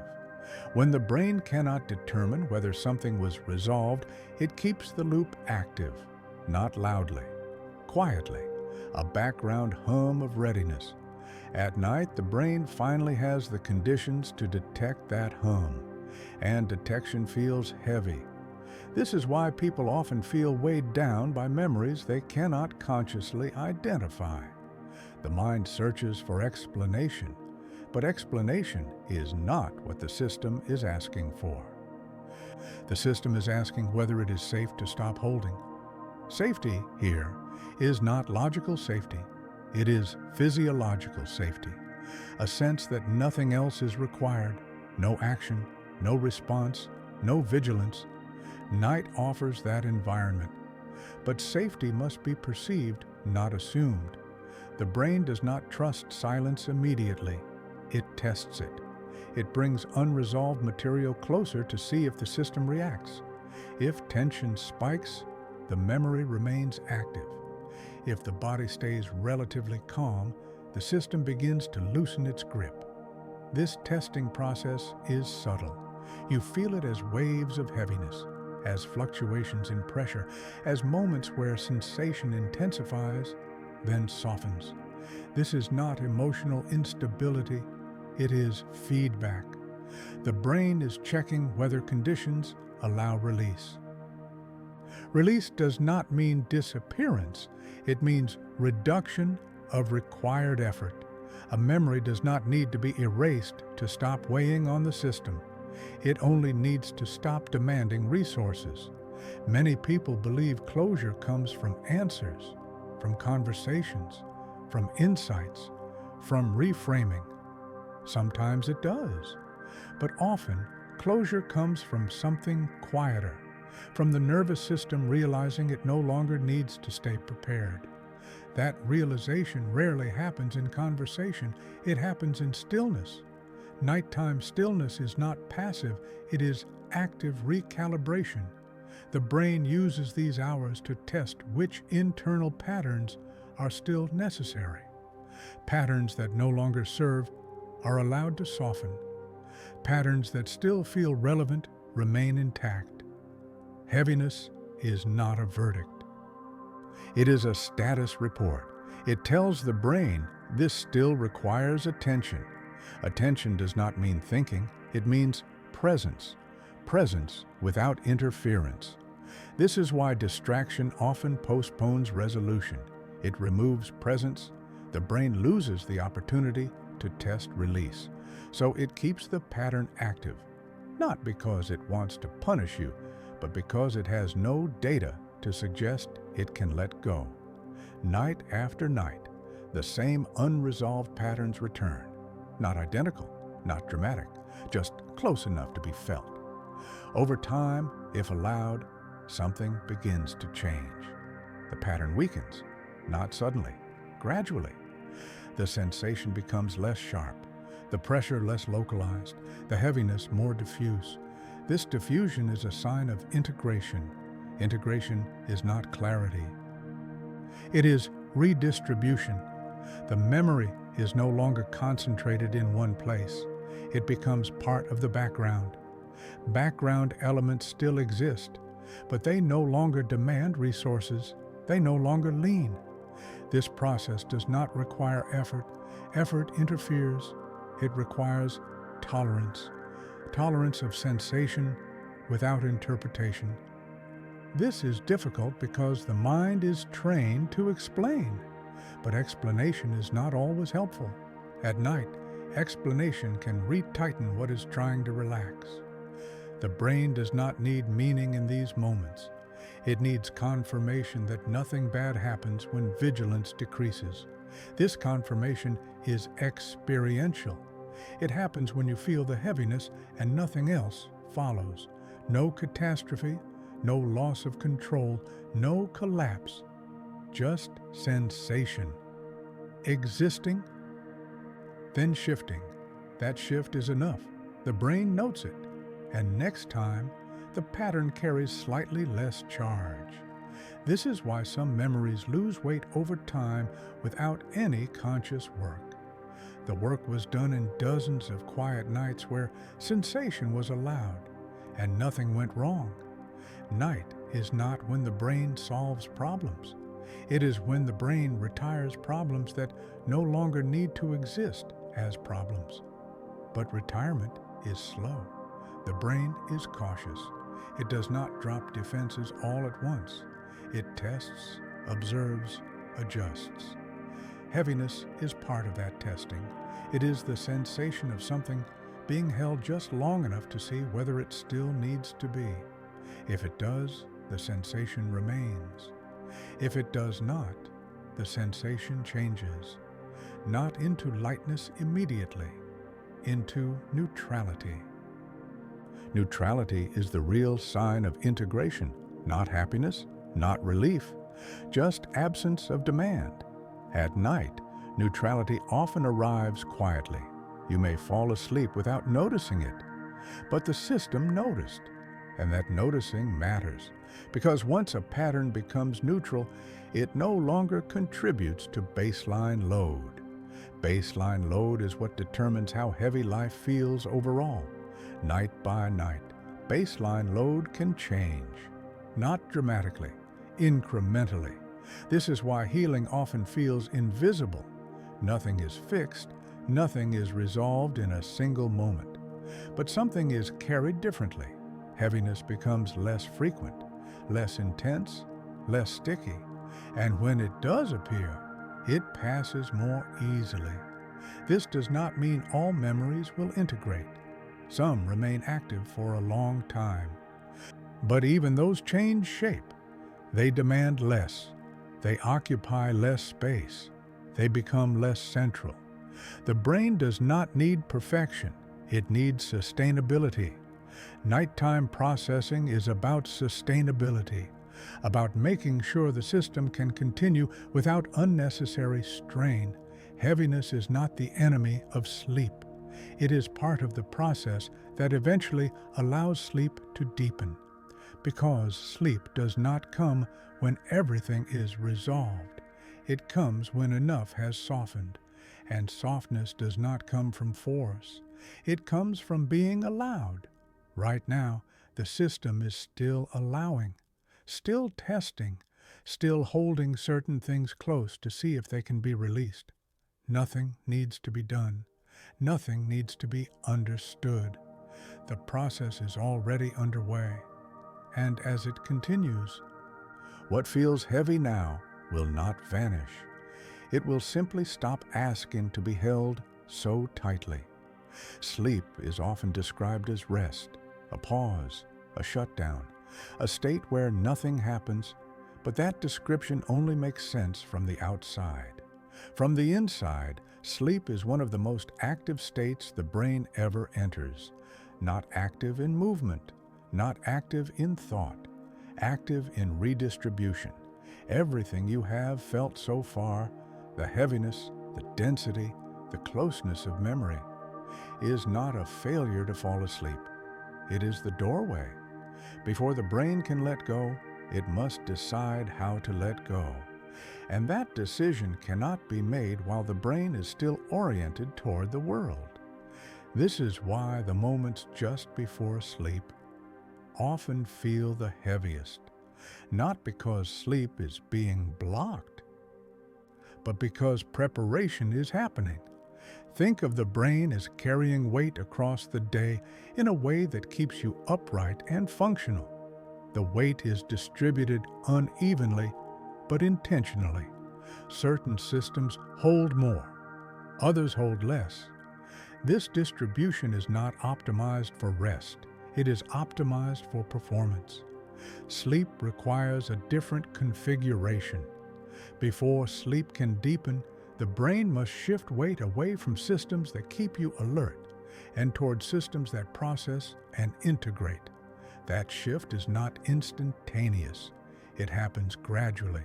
And during the transition, you feel the imbalance.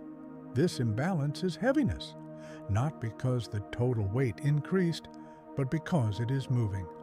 Movement of internal load always feels heavier than stasis. During the day, weight is locked into place. At night, locks loosen. And when something that was fixed begins to move, it demands attention, not conscious attention, structural attention. The brain senses that something is in transit. Sleep does not begin until enough of that transit is complete. This is why forcing sleep often fails. You cannot force redistribution. You can only allow it. The brain has to decide which memories will be lightened, which will be reinforced, and which will be left untouched for now. This decision is not moral. It is economical. The brain asks, which memories still require energy to maintain? Which can be compressed? Which can be spread out? Which can be allowed to fade into background storage? These questions are not asked verbally. They are asked through patterns of activation. During early sleep, memories are replayed, not as scenes, but as signals, faint, fragmented, often unrecognizable, a shift in heart rate, a microtension in the jaw, a change in breathing depth. These are traces of evaluation. The brain is not revisiting the past, it is testing load. It activates a pattern briefly to see how much energy it still demands. If the demand is high, the pattern remains active. If the demand is low, the pattern is marked for downregulation. Downregulation is not erasure, it is deprioritization. A memory that is deprioritized is not forgotten. It is stored in a way that no longer interferes with the present.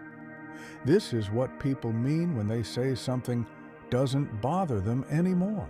It still exists. It just doesn't weigh the system down. But before deprioritization can happen, the brain needs accurate measurement. And accurate measurement requires exposure. The heaviness you feel before sleep is exposure. Exposure of internal cost. The brain cannot decide what to lighten unless it first feels what is heavy. This is why the mind often quiets while the body still feels dense. Cognition is stepping aside. Somatic awareness takes over. The brain is using the body as its measurement tool. Muscle tone, breath, resistance, internal pressure, these are not symptoms, they are data.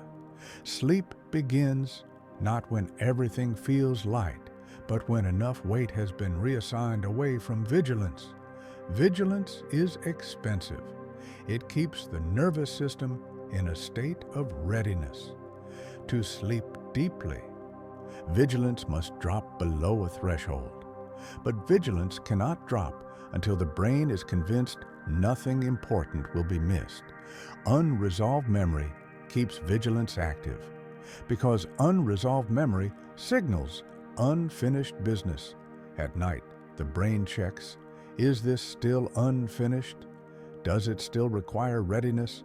That check is the reason sleep sometimes comes in waves. You drift, you surface, you drift again. Each drift represents a partial lowering of vigilance. Each surfacing represents a check. The system is not broken, it is cautious. Caution has weight. As sleep deepens, the brain begins to change how memory is stored. Not what is stored, how. Memories that remain active are linked to new contexts. The brain associates them with safety, stillness, darkness. This changes their emotional tone. A memory linked to threat that is reactivated in a safe context gradually loses intensity. Not immediately, across repetitions. Night after night, the brain pairs unresolved material with a body that remains intact. No danger follows. No action is required. This pairing weakens the memory's claim on resources. Over time, the memory still exists, but no longer triggers readiness. This is how weight decreases without understanding. This is why people often wake up feeling slightly different without knowing why. Nothing was solved. Something was shifted. Sleep is not a place where memories disappear. It is a place where memories are reassigned. Some are moved closer to the surface. Others are moved deeper. Some are woven into identity. Others are loosened from it. Identity itself changes during sleep, not consciously, structurally. The brain updates its sense of self based on what remains active after vigilance drops. What remains active is what still matters. What quiets is what no longer needs to define you. This update happens slowly. It does not announce itself, but it accumulates over weeks, over months. This is why chronic sleep disruption can freeze identity in place. If sleep never deepens enough, reassignment never completes. Weight stays concentrated. The system remains overloaded. Heaviness becomes the norm. Sleep is not just rest for the body, it is recalibration for the self. Before recalibration can occur, the system must feel where it is misaligned. That feeling is heaviness. Not punishment, not pathology, orientation. The brain is finding its center of gravity. Gravity is not something you eliminate. It is something you balance. Sleep is when balance is adjusted, but adjustment requires awareness. The awareness is not cognitive. It is experiential, a sense of density, of load, of presence. Once awareness is sufficient, the brain allows deeper sleep stages, and in those stages, reassignment accelerates. Patterns are weakened, connections are pruned, associations are rewritten, not dramatically, efficiently. The brain does not aim for clarity, it aims for efficiency. Efficient systems feel lighter because they require less energy to maintain. When you wake after good sleep, the world feels lighter, not because it changed, because you are carrying less, but that reduction happened long before you woke. It happened in moments when you were not thinking at all, moments when heaviness was allowed to exist without resistance, moments when the system was trusted to do what it evolved to do, Sleep does not fix memory. It negotiates with it. It decides what can be carried forward with less effort, what can be set down temporarily, what can be stored without constant supervision. This negotiation begins in the heaviness. It does not begin in comfort. Comfort comes later, after enough redistribution has occurred. So if heaviness appears before sleep, it does not mean sleep is far away. It means the process has started. The system is aligning itself, preparing to lower vigilance, preparing to let go. Nothing needs to be rushed. Nothing needs to be understood. The brain has been doing this longer than you have been conscious.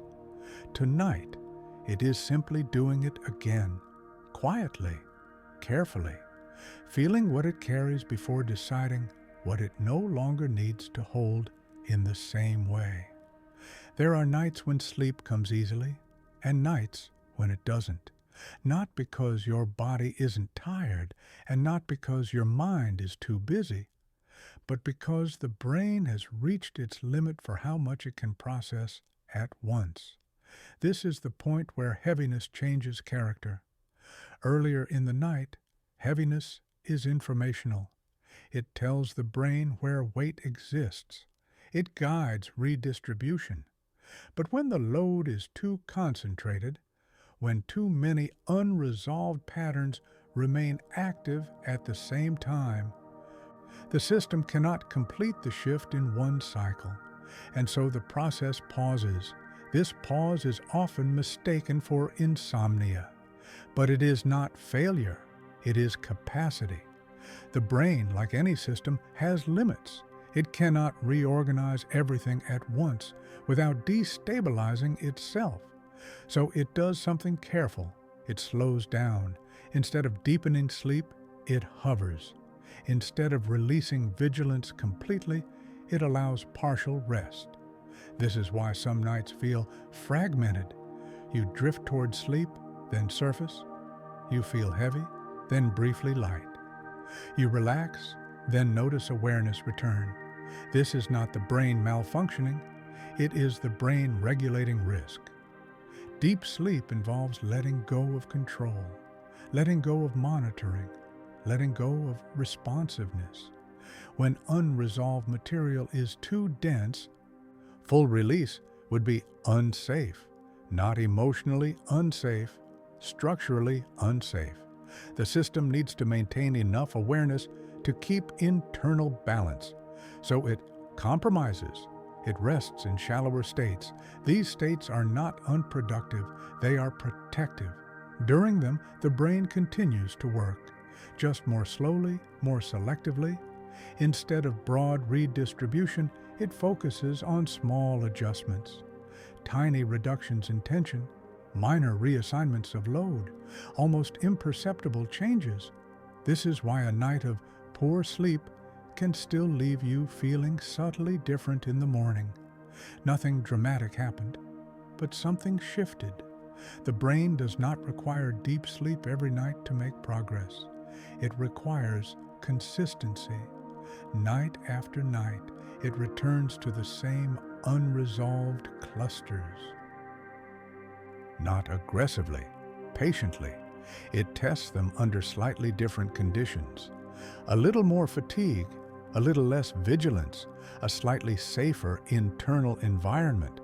Each time it releases a fraction of the load. Not enough to feel like relief, but enough to matter. This gradual process is often misunderstood because we expect sleep to be binary. Either we sleep well or we don't. Either the night works or it fails. The brain does not think this way. It thinks in gradients, in partial reductions, in incremental shifts. A memory does not need to be fully integrated to stop dominating the system. It only needs to lose priority. Priority is what creates pressure. When too many things hold priority at once, the system becomes saturated. Saturation feels like heaviness that doesn't lead to sleep, but saturation is temporary. The brain knows it cannot process everything tonight, so it marks certain patterns for later cycles, not consciously. Organizationally, this is why unresolved material returns across multiple nights, not because nothing changed, but because the work is distributed. One night is never meant to carry the full load of a lifetime. Sleep is cyclical for a reason. The brain relies on repetition. It expects to revisit. It expects to take small steps. And when it cannot take a step safely, it waits. Waiting is not inactivity. Waiting preserves stability. This is why forcing deeper sleep can be counterproductive. When you try to override the system with effort, with frustration, with urgency, you increase vigilance, and vigilance adds weight. The brain responds by tightening control. Sleep recedes further. This is not punishment, it is protection. The system is preventing a drop that would leave it unbalanced. Instead, it stays near the surface, where adjustments are smaller but safer. This surface state is often uncomfortable because it is ambiguous. You are not fully awake, but not fully asleep. Time feels distorted. Thoughts drift without direction. Sensations come and go. This state is not wasted. It is a holding pattern. The brain is maintaining equilibrium until conditions improve. Those conditions might be internal, a slight reduction in load, or external, a change in light, a sound, a shift in body position. Anything that gives the system a clearer reference. Once equilibrium improves, the brain can attempt deeper release again. This is why sleep often arrives suddenly after long periods of heaviness.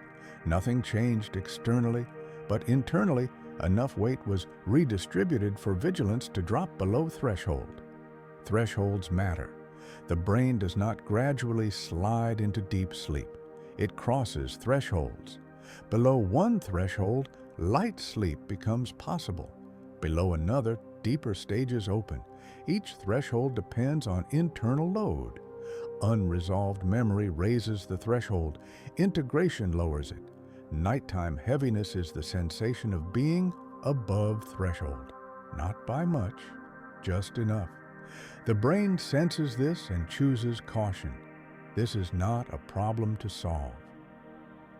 It is a signal to respect. Respect does not mean resignation. It means not interfering.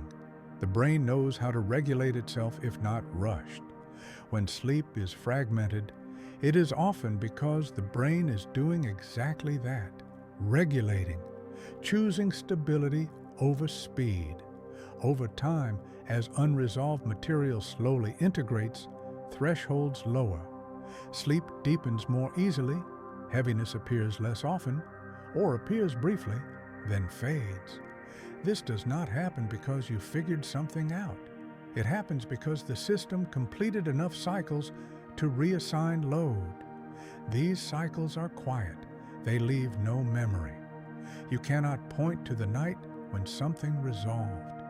You only notice the absence later. The absence of a familiar weight. The absence of a pattern that once returned every night. This absence is the sign of completion, not emotional closure, structural closure. The loop no longer requires maintenance. Until then, the brain will continue to hover when necessary, to pause when overloaded, to protect itself from destabilization. This is intelligence, not dysfunction. A system that never pauses breaks. A system that pauses appropriately endures. So when sleep does not deepen, it does not mean the night is wasted. It means the brain has chosen the safest available state. And safety is the foundation of all integration. Without safety, nothing releases, only waits. Tonight, the system may still be waiting, not because it failed, because it is measuring, feeling, assessing, deciding how much can be let go without losing balance. This decision is ongoing. It does not conclude in a single moment.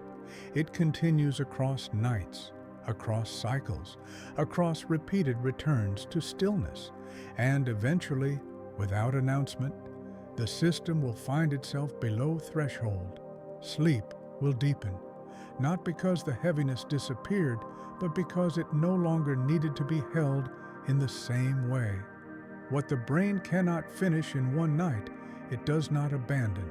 It schedules it, not consciously, not deliberately, but rhythmically. This is why certain feelings return night after night, with almost the same shape, the same weight, the same quiet insistence. Not because nothing changed, but because the process is iterative. The brain does not resolve unresolved memory in a single pass. It approaches it the way erosion approaches stone, slowly, indirectly, through repetition. Each night, the same internal terrain is revisited under slightly different conditions, a different level of fatigue, a different amount of safety, a different balance of load, and each time the brain asks a smaller question, not, can this be released completely, but can this be held with less effort? Effort is the key variable. Memory is not heavy because it exists. It is heavy because it demands energy to remain contained. The brain's goal is not to delete memory. It is to reduce the energy cost of carrying it. When that cost is high, the memory stays active. When the cost decreases, the memory begins to fade into the background. This fading is not disappearance. It is demotion. Demotion from foreground process to background structure. Night is when demotion is negotiated. But negotiation takes time. The brain is cautious because memory is not just information, it is instruction. Every unresolved memory contains an implicit rule. This might happen again. Be ready. Do not forget. Letting go of such a rule is not trivial. The brain must be convinced that readiness is no longer necessary. Convincing the brain requires evidence. Evidence does not come from thinking. It comes from experience. Specifically, from repeated experiences of safety in the presence of what was once unresolved. Night provides this exposure. Each night that a memory becomes active and nothing bad follows, the rule weakens. Not immediately, gradually. The brain updates its probabilities. Perhaps this no longer requires full vigilance. Perhaps the system can afford to relax here. But probabilities are adjusted slowly, especially for memories tied to identity. Identity-related memories are the heaviest of all, not because they are painful, but because they define who you believe you are. A memory that challenges identity cannot be released easily. It must be reintegrated into a new self-concept. That reintegration does not happen in daylight. Daylight demands consistency. Night allows revision. At night, the brain experiments with softer versions of the self, versions that hold memory without defining themselves by it. This experimentation is subtle. You do not think, I am redefining who I am. You feel slightly different, less tight, less braced, less certain, but also less burdened. These micro-changes are the real work. They are fragile. If pushed too quickly, the system reverts.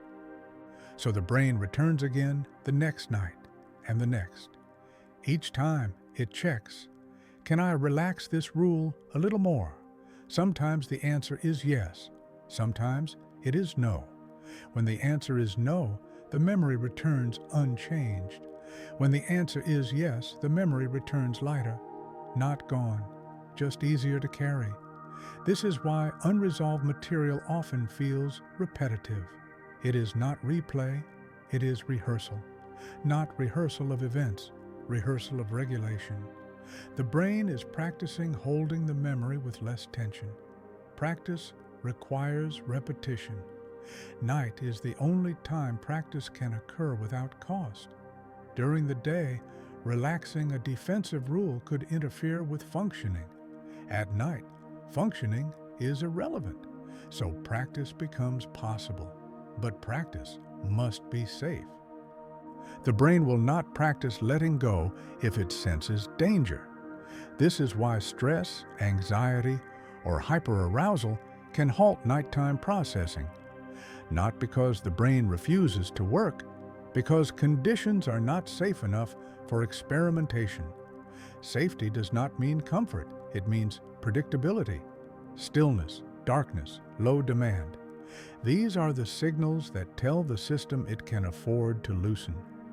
When those signals persist across nights, change accumulates, not linearly, in steps. One night, nothing happens.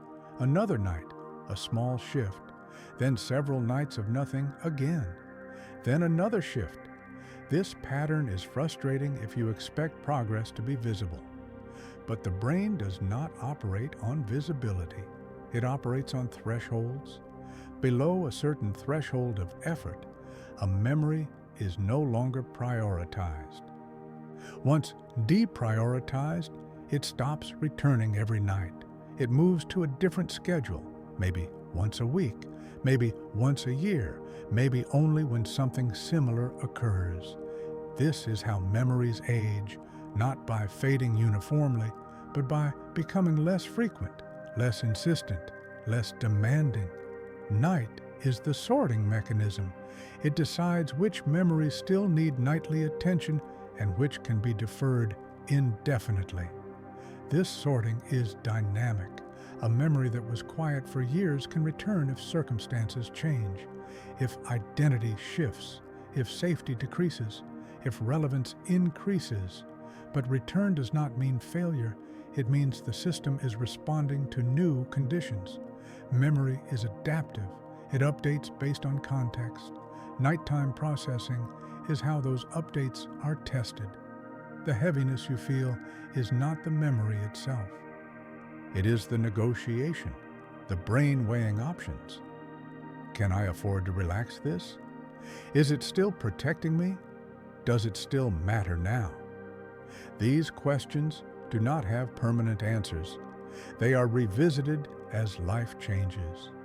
This is why people often experience heavier nights during transitions, not because something is wrong, because identity is shifting. When identity shifts, many rules must be reevaluated. Rules learned under old conditions may no longer apply. Night is when the brain checks. It brings old rules close to see if they still fit. If they don't, they are gradually retired. Retirement is slow because premature retirement is risky. The brain would rather carry extra weight than drop something essential, so it waits, tests, returns, again and again, until evidence accumulates. Evidence that the system remains stable even when a rule softens. That evidence is gathered at night, quietly, without conscious awareness. This is why healing often feels passive, as if nothing is being done, because nothing is being done by you. The system is doing the work itself. Your role is minimal, not to intervene, not to force, just not to disrupt. Disruption resets the process. Urgency increases vigilance. Vigilance restores old rules. So the system waits again. Night after night, it keeps returning, not stubbornly, faithfully, because unresolved memory is not a problem to eliminate. It is a process to complete. Completion does not require insight. It requires time, and time at night behaves differently. It stretches inward. It allows repetition without consequence. It allows rehearsal without performance. It allows the brain to slowly learn that it no longer needs to hold certain things as tightly as before. This learning is gradual, invisible, but real. One night, the heaviness will come and pass more quickly. Another night, it will not come at all. You will not mark the moment. You will only notice later that something no longer returns. That absence is the result of many quiet nights where nothing seemed to change. But something was. The brain was updating its rules, reducing effort, lowering baseline load, preparing for a version of you that carries the same history with less strain. Night is where that preparation happens, not all at once, but faithfully, patiently, returning again and again until what was once heavy no longer needs to come back every night. There is a common mistake people make when heaviness appears at night. They assume it needs to be handled, understood, solved, moved through. But the brain is not asking for handling. It is asking for a condition, a very specific one, not insight, not reassurance, not effort, safety. Not the kind of safety you tell yourself exists, but the kind your nervous system can verify without words. During the day, safety is contextual. You know where you are. You know what is expected. You know how to respond. That clarity keeps the system oriented outward. At night, context disappears. The brain cannot rely on roles, schedules, or external structure to define what is safe. So it turns inward and begins checking something more fundamental. Is the body allowed to stop preparing? That is the real question of night.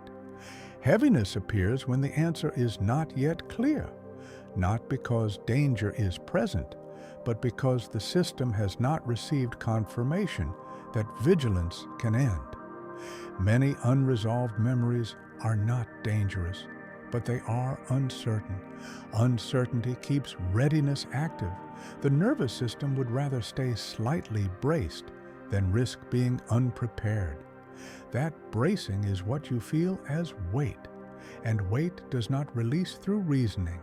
It releases through consistent signals that nothing bad happens when readiness softens.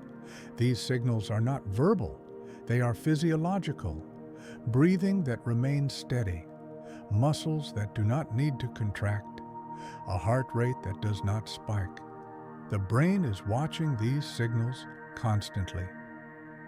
It is asking, if I let go a little, does the system stay stable? When the answer is yes, it loosens further. When the answer is unclear, it holds. This is why attempts to fix nighttime heaviness often prolong it. Fixing implies urgency. Urgency signals potential threat. Threat restores vigilance. The loop tightens. The brain does not need to be convinced. It needs to observe. Observation requires neutrality. Neutrality is not indifference. It is non-interference. This is difficult because the mind is conditioned to act, to respond, to improve the situation. But nighttime processing does not improve through action. It improves through permission. Permission for the body to remain exactly as it is without demand. That permission creates safety. Safety lowers vigilance. Lower vigilance reduces load.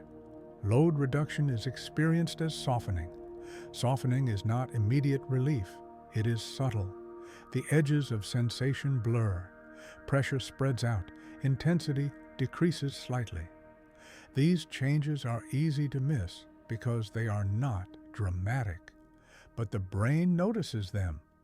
And that noticing matters more than conscious awareness. The brain is not looking for comfort. It is looking for predictability. Comfort can be sudden. Predictability must be consistent. Night after night, the same conditions teach the system that nothing requires action. That is how unresolved memory loses leverage, not because it is analyzed, but because it stops triggering readiness. This is why some people find that Heaviness lessens when they stop trying to sleep. Not because distraction works, but because effort ends. Effort is a form of vigilance. When effort stops, the system receives a signal. We are not preparing for anything. That signal is powerful. It allows the nervous system to test release. But release is incremental. The brain does not drop readiness completely, it lowers it by degrees. Each degree is monitored. If stability holds, the next degree is attempted. If instability appears, the system tightens again. This back and forth is not failure, it is calibration. The brain is tuning itself to the minimum level of vigilance required. Minimum vigilance feels lighter, but it is not absence, it is balance. Balance requires feedback. Night provides uninterrupted feedback because nothing else competes. This is why environments matter. Low light, consistent temperature, minimal noise. These are not comforts, they are data. They tell the brain that external conditions are stable. Stability allows internal systems to relax. Relaxation is not collapse, it is redistribution. When vigilance decreases, energy is freed. That energy is redirected toward integration. Integration does not require awareness, it requires availability. Availability is the state where nothing is demanded. This is why forcing calm does not work. Calm cannot be forced. It must be allowed through non-demand. The brain recognizes non-demand as safety, and safety changes everything. Unresolved memories do not resolve because you face them. They resolve because they are no longer needed to maintain protection. Protection ends when safety is proven. Night is the proving ground. Each quiet night where heaviness is present and nothing bad happens is evidence. Evidence accumulates. The brain updates its model. Perhaps this no longer requires guarding. Perhaps this can be held more loosely. This update is gradual. It does not announce itself, but it changes baseline. Baseline load decreases. When baseline load decreases, life feels lighter overall, not euphoric, sustainable. This is why people often say they feel less burdened without knowing why. The work happened silently, in the body, in the nervous system, without conscious participation. Your role was minimal: to not interrupt, to not escalate, to not turn sensation into urgency. That restraint is difficult because it goes against habit, but habit was formed under different conditions. Nighttime processing asks for a different response, not engagement. Presence. Presence without expectation. Expectation reintroduces time pressure.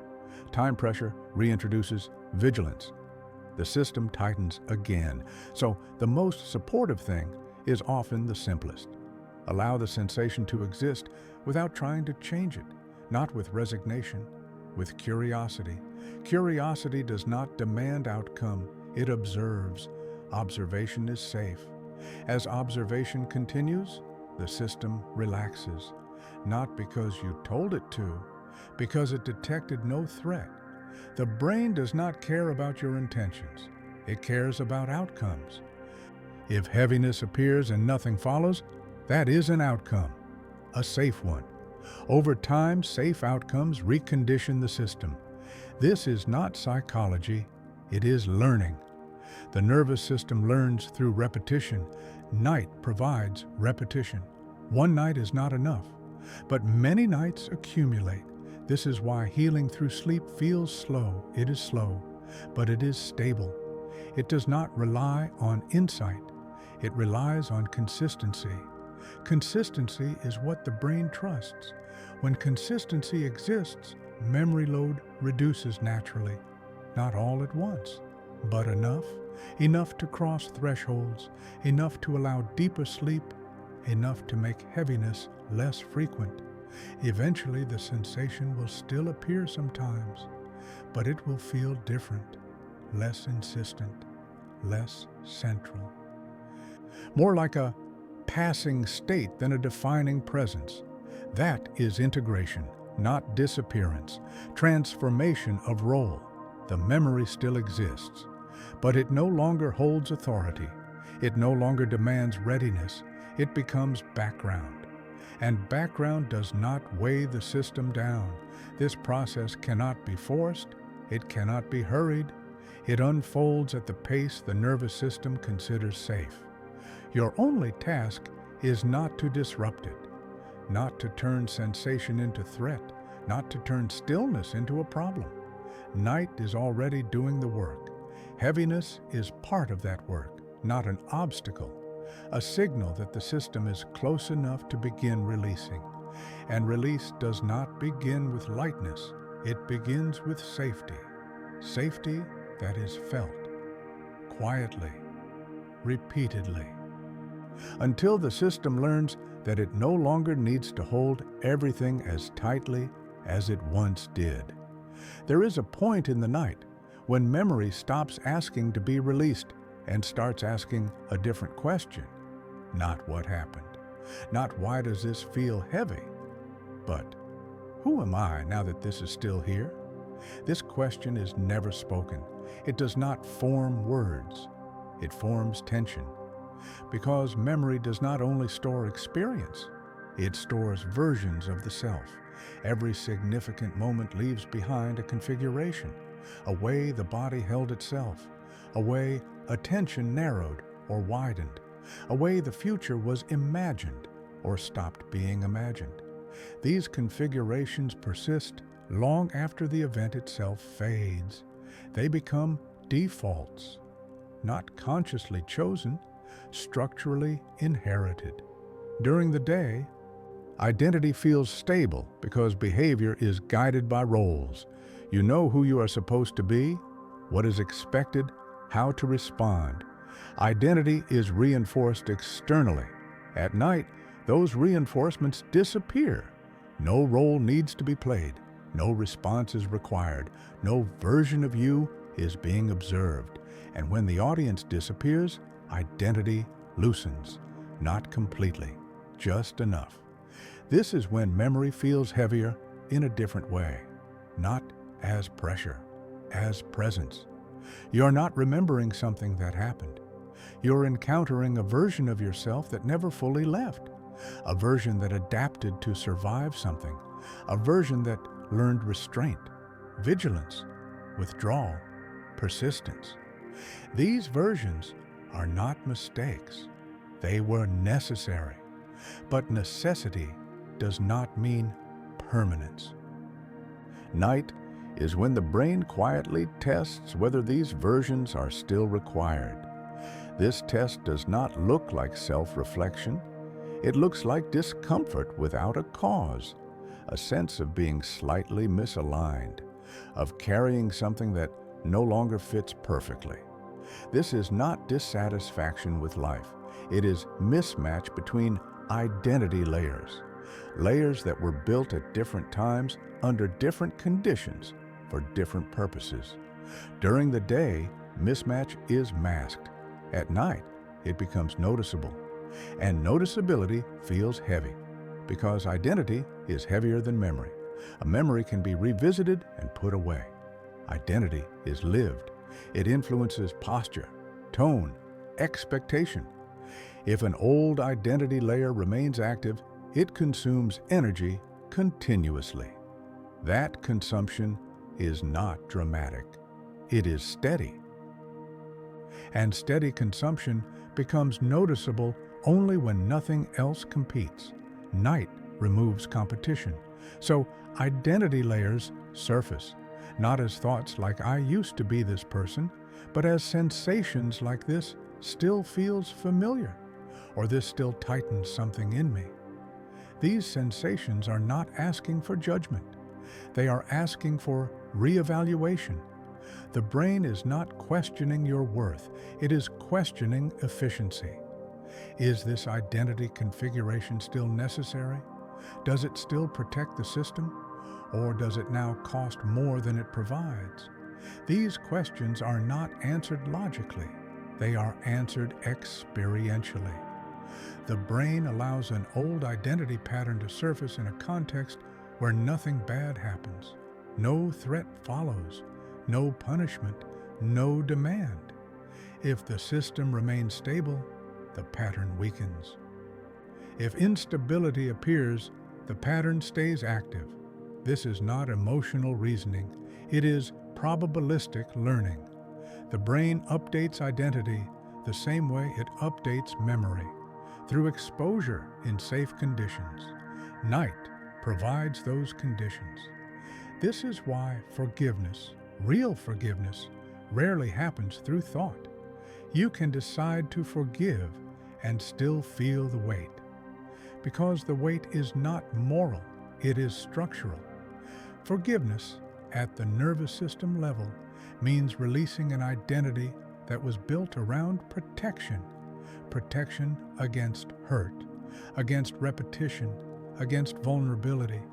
That identity served a purpose. The brain will not release it just because you want to. It releases it when evidence accumulates that protection is no longer required. Night is when that evidence is gathered. Each night that an old identity layer becomes active and nothing threatens the system, the brain revises its model. Perhaps this version can soften. Perhaps vigilance can decrease. Perhaps the body no longer needs to hold itself this way. These revisions are small. They do not feel like breakthroughs. They feel like subtle shifts. A little less tightness, a little less readiness, a little less urgency. But these shifts matter, because identity change does not happen in leaps. It happens in degrees, 1 degree at a time. The heaviness you feel is not just memory, it is identity under review. The brain is asking, which versions of you are still active? Which are still carrying load? This review cannot be rushed. Identity is conservative. It prefers stability over novelty. So the brain proceeds cautiously. It does not dismantle an identity layer until it is sure the system will remain intact without it. Night is the testing ground. Testing is slow. It requires repetition. This is why certain feelings about yourself return night after night, not because you're stuck, but because the brain is gathering data. One night of safety is not enough to revise identity, but many nights accumulate, and one night without announcement, aversion loosens. You do not feel lighter in a dramatic way. You simply stop bracing in a familiar situation. You respond differently without planning to. You realize later that something no longer triggers the same response. That is identity change. It did not happen in thought. It happened in sleep-adjacent states, in heaviness that was allowed instead of resisted, in nights where nothing was solved but something was tested. This is also why identity-related heaviness often appears later in the night, after memory has been assessed, after load has been measured. Only then does the brain turn to deeper structures, memory first, identity next. Because identity is built from memory. And before identity can change, the brain must know which memories still define it. That knowledge comes from closeness, from feeling, from presence without interference. Night provides that presence. It removes distractions, it removes performance, it removes explanation. And in that removal, identity is exposed, not to be judged, to be adjusted. Adjustment is quiet. You may not even notice it happening, but the system does, and the system remembers. It remembers that an old identity surfaced and the body remained safe. It remembers that vigilance was lowered and stability held. Those memories matter more than the original ones because they update the future. The brain does not live in the past. It uses the past to predict what is needed next. When identity layers are updated, predictions change. What once required protection no longer does. What once demanded readiness can relax. This relaxation reduces baseline load. Baseline load determines how heavy life feels overall. Night is where baseline is adjusted, one small change at a time. This is why people sometimes say they feel more like themselves after a period of good sleep. Not because sleep revealed something, because sleep allowed something old to step aside. What remains feels more aligned. Not because it is new, because it is less encumbered. The heaviness you feel now is not an obstacle to identity. It is identity in transition, a system testing whether it can become a little less guarded without losing itself. That test takes time, and time behaves differently at night. It stretches, it repeats, it allows revision without consequence. Nothing needs to be forced. Nothing needs to be decided. The brain is already deciding quietly through sensation, through safety, through repetition. Tonight, identity is not being defined. It is being lightened, not erased, not replaced, adjusted, so that the same history can be carried with less strain. And when that adjustment is sufficient, the heaviness will not disappear. It will simply stop needing to announce itself every night. There comes a point, late in the night, when the question is no longer about memory, and not even about identity. It becomes about permission, not permission given by thought, not permission granted by logic, permission given by the body to stop holding itself together so tightly. Up to this point, everything the brain has been doing has had one quiet purpose: to determine whether it is safe to loosen. Not safe in the abstract. Safe now. Safe in this moment of stillness, darkness, and lowered demand. Many people assume the body relaxes because the mind decides to relax. The truth is the opposite. The mind relaxes only after the body has stopped preparing, and preparation is deeply ingrained. Preparation is what kept you alive, what helped you adapt, what allowed you to function when something was uncertain. The nervous system learned early on that it is better to be slightly ready than completely relaxed. Readiness became the default. Default states are heavy because they are always on. During the day, default readiness blends into activity. You do not feel it as tension, you feel it as capability. At night, capability has nowhere to go. There is nothing to do, nothing to solve, nothing to perform. So, readiness loses its justification. And when readiness loses justification, it does not vanish. It hesitates. This hesitation is what many people feel as restlessness, as heaviness, as the inability to fully let go. The body is asking a simple question: if I stop holding myself like this, will something bad happen? The mind cannot answer this. Only experience can. And experience, at night, is stripped down to essentials. There is no social feedback, no immediate consequence, no demand for response, just the body, its sensations, and time passing. Time passing without consequence is the most convincing form of safety the nervous system knows. This is why true relaxation takes time. Not minutes, often not even hours. It takes repetition. Night after night, the body tests small releases, a fraction less tension in the jaw, a slightly deeper exhale, a moment where vigilance drops and nothing follows.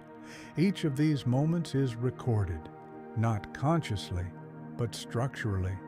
The nervous system updates its expectations. Perhaps this level of holding is no longer required. Perhaps I can afford to let go a little more. These updates are cautious. The body does not gamble with safety. It releases in increments. This is why heaviness can coexist with relaxation. You may feel your body sinking while another part remains alert. This is not contradiction, it is negotiation. One system is letting go, another is watching. Watching to see if letting go causes instability. Only when stability holds does the watcher relax. This process is slow because it is fundamental. It is not about comfort, it is about survival. Memory and identity were earlier layers of the night's work. Now the brain is dealing with something older, the baseline posture of being alive. How much tension is required just to exist safely? Most people never question this. The body decides long before thought appears. Night is one of the few times the body is allowed to reconsider, and reconsideration feels vulnerable. Letting go always does. Not because danger is present, but because the system has learned that danger can appear. So, release must be earned. Earned through consistent evidence that nothing bad happens when holding decreases. This evidence cannot be argued. It must be felt. That is why instruction does not work here. Telling yourself to relax adds pressure. Pressure restores vigilance. The system tightens again, but allowing sensation to exist without reacting creates space. Space is what readiness fears most, because in space there is nothing to brace against. Yet space is also where integration occurs.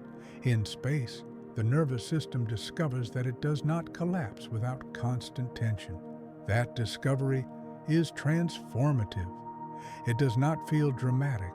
It feels like quiet permission. A permission that does not announce itself but changes everything that follows.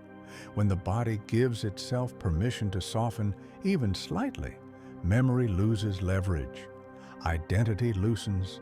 Time stretches. The system enters a different mode, not sleep yet, but the threshold before it. This threshold is fragile. It cannot be forced. It cannot be rushed. It arrives only when the body is convinced that release is safe. This is why certain nights feel close to sleep, but never quite cross over. The body is still gathering evidence, still testing, still watching. This is not failure. It is diligence. The nervous system is careful because it remembers what vigilance once protected you from. That memory is not explicit. It is embedded, and embedded memories are respected. They are not overridden. They are negotiated with. Night is the negotiation table. The heaviness you feel is the weight of negotiation. Two priorities in quiet conversation: hold, to be safe; release, to rest. Neither is wrong. The system must find balance. Balance is not 50-50. It is context-dependent. On some nights, holding wins. On others, release does. Over time, as evidence accumulates, the balance shifts, not permanently, adaptively. This is why relaxation is never absolute. Even in deep sleep, some part of the system remains alert, but it becomes proportional, appropriate, light enough not to weigh the system down. The permission to soften does not arrive as a thought. It arrives as a bodily decision, a subtle one. So subtle you may not notice it. You may simply realize that you are no longer trying. That effort has stopped. That you are not waiting for anything. This is the moment before sleep, not the moment of falling asleep. The moment when striving ends. Striving is heavy. Non-striving is light. But non-striving cannot be commanded. It emerges when the body decides it no longer needs to prove anything. This is why nights of true rest often follow nights of heaviness. Heaviness is the system testing limits. Rest comes when limits are found to be more flexible than expected. Permission is not a mental event. It is a physiological shift, a change in tone, a lowering of baseline tension, a quiet agreement within the system that it is acceptable to stop holding the world together for a while. When this agreement forms, sleep is no longer something to achieve. It becomes something that happens, not suddenly, gradually. Like drifting, once resistance is gone, the body does not collapse into sleep. It slides, and sliding requires friction to decrease. Heaviness is friction being measured. Permission is friction being reduced. This reduction does not eliminate memory. It does not erase identity. It does not remove history. It simply allows those things to exist without constant guarding. Guarding is heavy. Allowing is not. The difference is not emotional. It is mechanical. A system under constant load versus a system at rest. Night is when the system checks whether rest is possible. Not ideal rest, adequate rest, enough rest to continue. That is all the nervous system needs, not perfection, sufficiency. If sufficient rest is achieved, the system recalibrates. Baseline load decreases. The next night, less holding is required. The next night, permission comes a little sooner. This is how nights teach the body that it can trust itself again. Not because danger never existed, but because danger no longer requires the same response. This learning is slow because it is deep. It changes how the body exists in the world. It affects posture, breath, expectation. It affects how memory is carried. It affects how identity is lived. All of this begins not with insight, not with understanding, but with a quiet internal decision. I can soften here. That decision is not final. It will be revisited. But once it is made, even briefly, the system remembers. And remembering that it can soften is one of the most powerful memories of all, because it teaches the body that rest is not abandonment. It is trust. And trust, once felt, changes how much weight the night needs to carry. By the time the night reaches its deepest stillness, something important has already changed. Not in what you remember, not in what you understand, but in how much of the past you are actively carrying. This is where a quiet truth becomes visible, one that is easy to miss because it doesn't announce itself with relief or clarity. You are never carrying your entire past into sleep, not even close. What you bring with you into the night is not the sum of your life, but the residue of what is still active.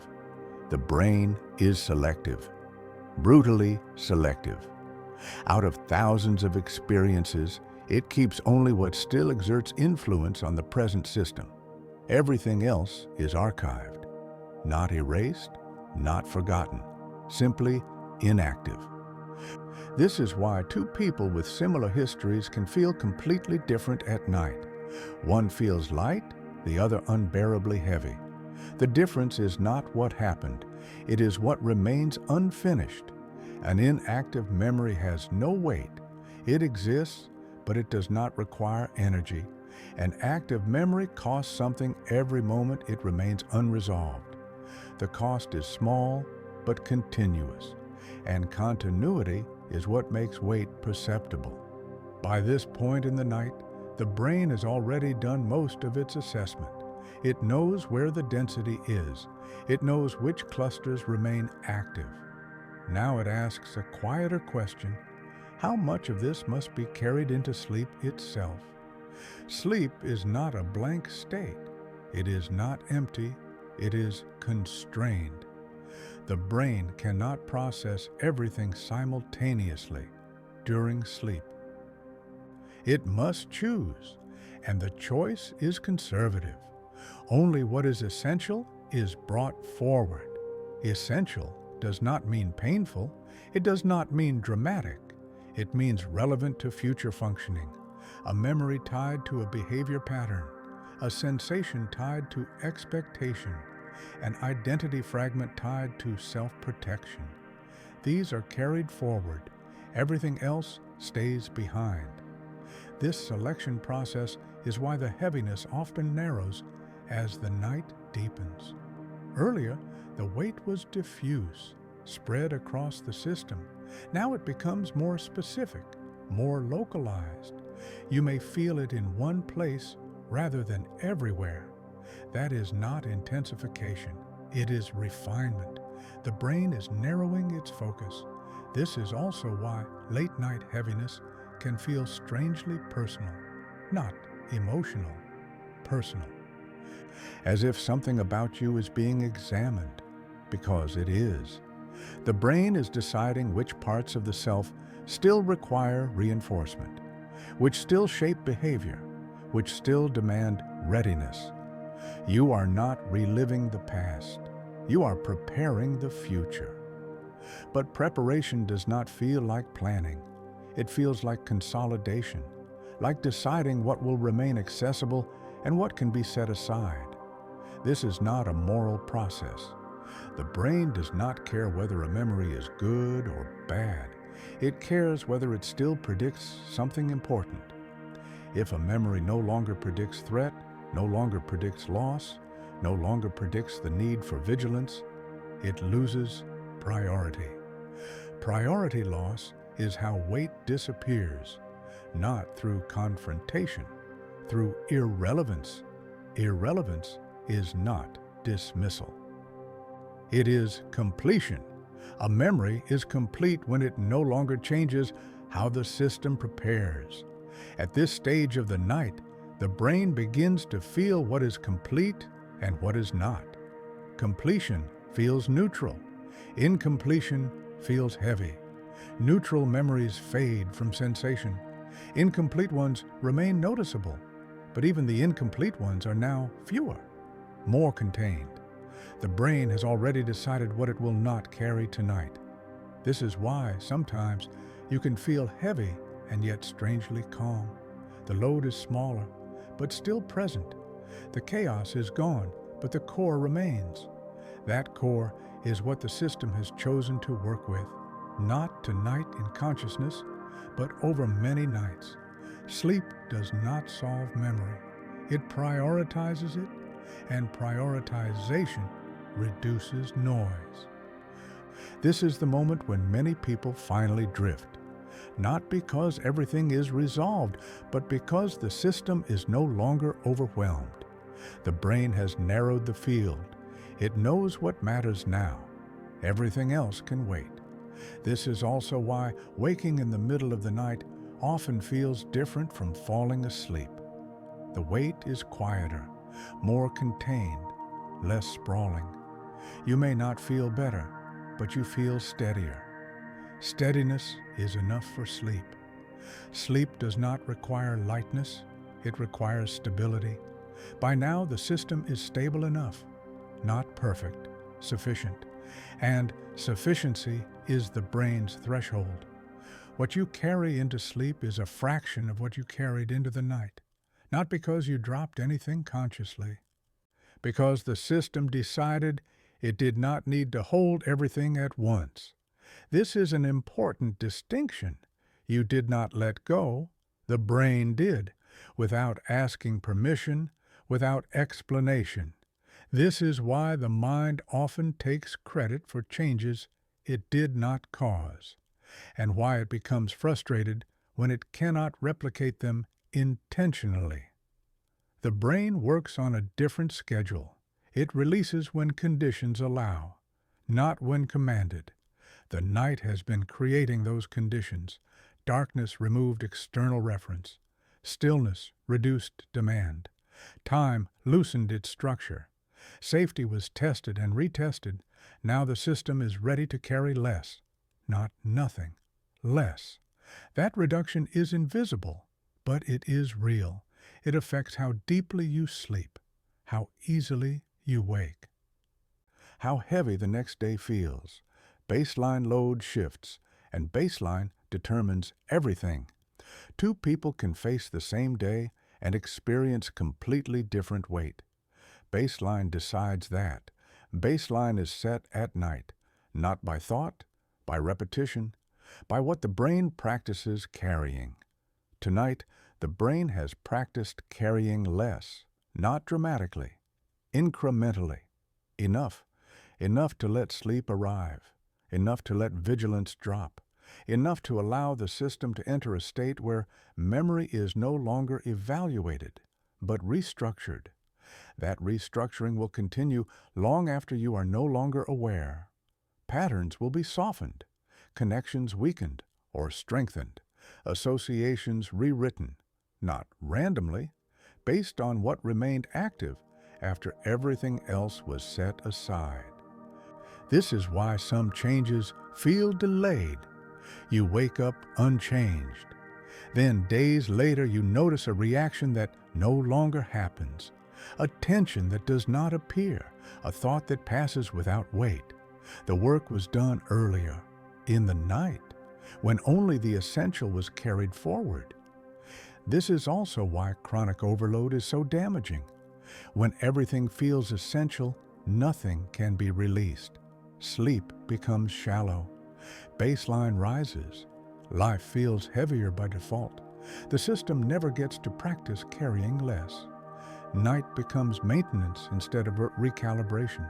But when the system is allowed to narrow, even occasionally, baseline can drop. That drop is cumulative. Night after night, what is essential changes. As life stabilizes, as identity shifts, as safety increases. Memories that once demanded nightly attention lose priority. They move deeper into storage. They do not vanish. They simply stop showing up. This disappearance feels like healing, but it is really optimization. The brain is efficient. It does not hold on to what no longer serves, but it will not release prematurely. It waits for proof. Night is where proof accumulates. Proof that you survived today. Proof that nothing required constant guarding. Proof that some things can finally rest. By now, the night is no longer asking questions. It has enough information. It has narrowed the load. It has chosen what to carry forward. Everything else has been left for another time, or never. You do not need to know what was chosen. You do not need to track progress. The system does not report its work. It simply adjusts. And those adjustments shape how tomorrow feels, not dramatically, subtly. You may wake with the same thoughts, the same plans, the same responsibilities, but something will be different. The weight will be distributed differently, not lighter in total, more manageable, more aligned, less concentrated in one place. That is the real gift of night, not answers, not insight, but redistribution, the quiet decision to carry only what is necessary into the next cycle. Everything else can remain where it belongs, in the past, inactive, at rest, and as the system settles into sleep, the question is no longer how heavy is memory at night. It becomes something smaller, more precise, more personal. Which parts of my past still need to come with me, and which are finally allowed to stay behind? That question will not be answered now. It will be answered by what feels lighter when morning comes. There is one kind of memory that resists being set down longer than all the others. Not the memory of what happened, not even the memory of how it felt, but the memory of who you became because of it. These are the heaviest memories of all, because they are not experienced as memories. They are experienced as you. When something happens that alters how you see yourself, the brain does not store it as an event. It stores it as a rule about who you must be, how you must respond, what you must never allow to happen again. Rules are efficient. They prevent repetition. But rules are heavy because they must be enforced continuously. A memory can rest. A rule cannot. It must stay active. This is why some weight never fully disappears, even after many good nights. Because what remains is not memory, it is self-protection encoded as identity. At night, when everything else has been narrowed down, when most memories have been deprioritized, these identity-based rules remain. They do not announce themselves as fear or sadness. They appear as a subtle firmness, a sense that something cannot be relaxed, a place in the body that does not fully soften, a quiet conviction that this part must stay alert. These are not thoughts. They are postures of the nervous system. They formed for a reason. At some point, being this way helped you survive emotionally. It helped you adapt. It helped you remain intact. The brain respects this deeply. It does not dismantle protective identity easily. It waits for overwhelming evidence. Evidence not that the world is good, but that this level of protection is no longer required. That evidence is rare, and it does not arrive as insight. It arrives as consistency of safety, consistency of self-trust, consistency of outcomes that do not reinforce the old rule. Night after night, the brain watches. It brings the identity rule close in a low-demand environment. It allows the body to feel it without acting on it, and it waits. If the system remains stable, the rule weakens slightly. If instability appears, the rule remains firm. This is why identity-related heaviness often feels stubborn, not dramatic. Stubborn. It does not spike and fade. It sits quietly, as if saying, "I am still needed." The brain does not argue. It does not try to convince. It tests. Testing takes time because identity rules are tied to meaning. Meaning is heavier than emotion. Emotion changes quickly.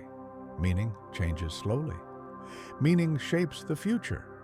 So the brain proceeds with care. At night, you may feel this as a sense of self-presence that is difficult to name. Not sadness, not anxiety. A feeling of this is me, and yet also a feeling of this is heavy. This duality is important. It means the rule is being felt, but not automatically obeyed. Feeling without obedience is how identity begins to change. In the past, the rule activated and behavior followed. Now, the rule activates and nothing follows. No action, no response, just presence. This breaks the loop, not immediately, but gradually. The nervous system learns that identity does not collapse when a rule is not enforced. That learning is profound. It allows flexibility. Flexibility is the opposite of heaviness, but flexibility cannot be forced. It must be earned through repeated safe non-enactment. Night provides that. During the day, identity rules are constantly reinforced by context. At night, context disappears. The rule stands alone, and when it stands alone, the brain can finally ask, is this still who I must be? Not verbally, experientially. If the answer is yes, the rule stays. If the answer begins to shift toward maybe not, the rule loosens. Loosening does not feel like freedom.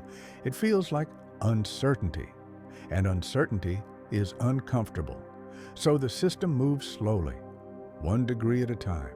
You may notice this as a strange softness around something that used to feel solid, a response that feels optional instead of automatic, a moment of choice where there used to be reflex. These moments often begin at night and show up later in the day. You react differently without knowing why. You pause. You do not brace as hard. You realize afterward that something did not carry the same weight. That is identity change. It did not happen in thought. It happened in stillness, in nights where the rule was allowed to exist without being acted upon. This is why the heaviest nights often precede meaningful shifts, not because suffering causes growth, but because proximity allows evaluation. The brain cannot change what it cannot feel, and it cannot feel identity rules until everything else quiets. Night quiets everything else, leaving only the deepest structures. These structures are slow to change because they are foundational, but they are not immutable. They were built, and anything built can be modified. Modification does not erase the past. It changes how the past is carried. The rule may remain, but it no longer needs to be rigid. Rigid rules are heavy. Flexible rules are light, light enough to coexist with rest. As this flexibility increases, the sense of nighttime heaviness changes. It becomes less dense, more transparent. You can feel it without being overwhelmed by it. That transparency is a sign of integration, not completion. Integration. The identity rule is still there, but it no longer dominates. It no longer demands constant energy. It becomes one option among many, and options are lighter than obligations. This transition is subtle. You may not recognize it while it is happening. You will notice it later in how you move through the world. The absence of a familiar tension, the absence of an automatic defense, the presence of space. That space was created at night, not in a single night, across many. Each night, the brain returned to the same rule and asked quietly, "Are we safe enough to loosen this now?" And one night, the answer was slightly more yes than before. That was enough. From there, the process continues, slowly, respectfully, without forcing identity to change faster than the system can tolerate. This is why true change feels gentle, not explosive, not dramatic. Gentle change lasts because it does not threaten stability. Night is the environment where gentle change is possible. No witnesses, no expectations, just the system and the rules it carries. The weight you feel at this stage of the night is not something to get rid of. It is something being renegotiated. A contract written long ago under different conditions, now being reviewed, clause by clause, in silence. You do not need to intervene. You do not need to decide who you should be. The brain is already deciding how much protection is still required. That decision will shape the future more than any conscious resolution, because it changes what feels necessary, what feels optional, what feels heavy, and what no longer does. By the time morning comes, you will not remember this process, but you will feel its effect in the way you respond, in the way you rest, in the way certain things no longer sit as tightly inside you. The past did not disappear, but it no longer needs to define the present with the same force, and that is the deepest kind of lightness, not forgetting, not rewriting, but finally being allowed to be more than what once had to be held at all costs. Toward the very end of the night, something changes that is easy to overlook. Not because it is subtle, but because it does not announce itself as a result. There is no conclusion, no sense of arrival, no moment where the system declares, "This is done." What happens instead is a quiet shift in how the weight is held. The past does not leave, memory does not empty, identity does not dissolve. And yet, something feels different. Not lighter in the way relief feels light, lighter in the way balance feels light. Earlier in the night, weight pressed inward. It gathered, it concentrated, it asked to be felt. Now, that same weight is still present, but it no longer demands your full attention. It has spread out, distributed itself across the system in a way that no longer overwhelms any single point. This is the moment when a quiet truth becomes clear. Memory does not need to disappear to stop being heavy. It only needs to stop being central. Throughout the night, the brain has been doing something very precise, not solving the past, not healing it, not fixing it, but repositioning it, taking what was once carried at the core and moving it slightly outward, just enough that the present can breathe. This repositioning is not dramatic. It does not come with emotion. It does not feel like progress. It feels like normal. And that is why it is often missed. We expect change to feel like something, but the brain's deepest changes feel like the absence of something, the absence of urgency, the absence of pressure, the absence of a familiar pull. You may notice this only in contrast, in the way the morning feels less dense, in the way a thought passes without sticking, in the way a reaction does not fully form. Nothing was erased, but something was allowed to stop standing in the center of the room. This is what the night has been working toward, not lightness. Relevance. The brain is not trying to make you free of your past. It is trying to make sure your past is no longer mistaken for the present. That distinction matters because the present is where action happens. The present is where choice exists. When memory sits too close to the center, it colors everything. It shapes reaction before awareness. It determines posture before thought. By the end of the night, the brain has done enough to push memory just far enough away, not into forgetting, into perspective. Perspective is what reduces weight. Earlier, memory felt heavy because it was close enough to press. Now, it is still close enough to be known, but not close enough to define. This is the quiet success of the night, and it is why the end of the night does not feel like closure. Closure is a cognitive idea. The brain is not interested in closure. It is interested in sustainability. Can the system move through the next day without spending unnecessary energy on what no longer requires it? If the answer is yes, the night has done enough. Nothing more is needed. This is also why the night never truly ends in a clean way. Morning does not arrive with a reset. It arrives with a handoff. The night hands the system back to the day in a slightly altered state, not transformed, adjusted. And that adjustment is cumulative. One night rarely changes much, but many nights, each making small redistributions, reshape the entire baseline. Over time, what once felt unbearably heavy becomes manageable.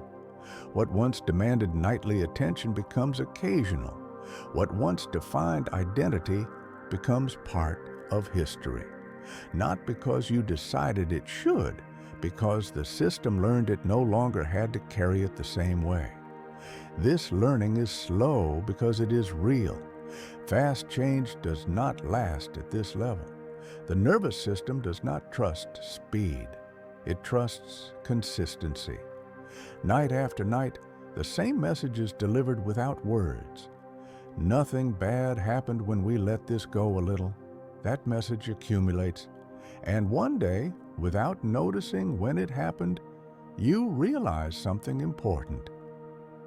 You are no longer asking how heavy your memories are at night. You are simply sleeping, not perfectly, not always deeply, but without the same question pressing against consciousness. The weight has not vanished. It has been absorbed into a structure that can hold it without strain. This is what it means for memory to be integrated, not resolved, integrated. It becomes part of the background architecture rather than an active load. Architecture supports, load exhausts. The difference is not semantic, it is lived. And it changes how the night feels, not by removing darkness, but by making darkness less crowded. As morning approaches, time begins to stretch outward again. Light reintroduces distance. Sound reintroduces orientation. The future slowly reasserts itself. The brain will soon return to its daytime roles: manager, filter, organizer, but it will return carrying slightly less, not because it dropped anything, because it repositioned. What mattered last night was allowed to stay close. What did not was set aside. Tomorrow night, the process will repeat. Not because something went wrong, because this is how the system stays balanced. Memory will gather again. Heaviness may appear again, not identical, not as intense. Different clusters, different emphasis. The night does not aim for finality. It aims for ongoing adjustment. This is why asking "when will this be over" is the wrong question. There is no over. There is only lighter than before and heavy enough to notice. And those states alternate as life continues. The question that quietly replaces the old one is smaller, less dramatic, more accurate. Not "why is this so heavy?" but "is this still necessary to carry this way?" The night does not answer that question in language. It answers it through what remains when you wake, through what does not follow you into the morning, through what no longer asks to be held first. If memory once felt like a weight that defined the night and now feels like something that can be present without taking over, that is the answer, not a conclusion, a shift. And shifts do not announce themselves. They simply change what feels possible. The night has not solved you. It has not healed you. It has not finished anything. It has done something quieter. It has made space for the present to exist without carrying the full density of everything that came before. That space is not empty. It is alive, and it is enough. So as the night loosens its hold and the world slowly returns, there is nothing to remember from this process, nothing to capture, nothing to repeat deliberately. The system will do it again when conditions allow, as it always has, as it always will, and somewhere between the weight you felt and the sleep that followed, something shifted, not enough to end the story, but enough to let the next day begin with just a little more room to breathe.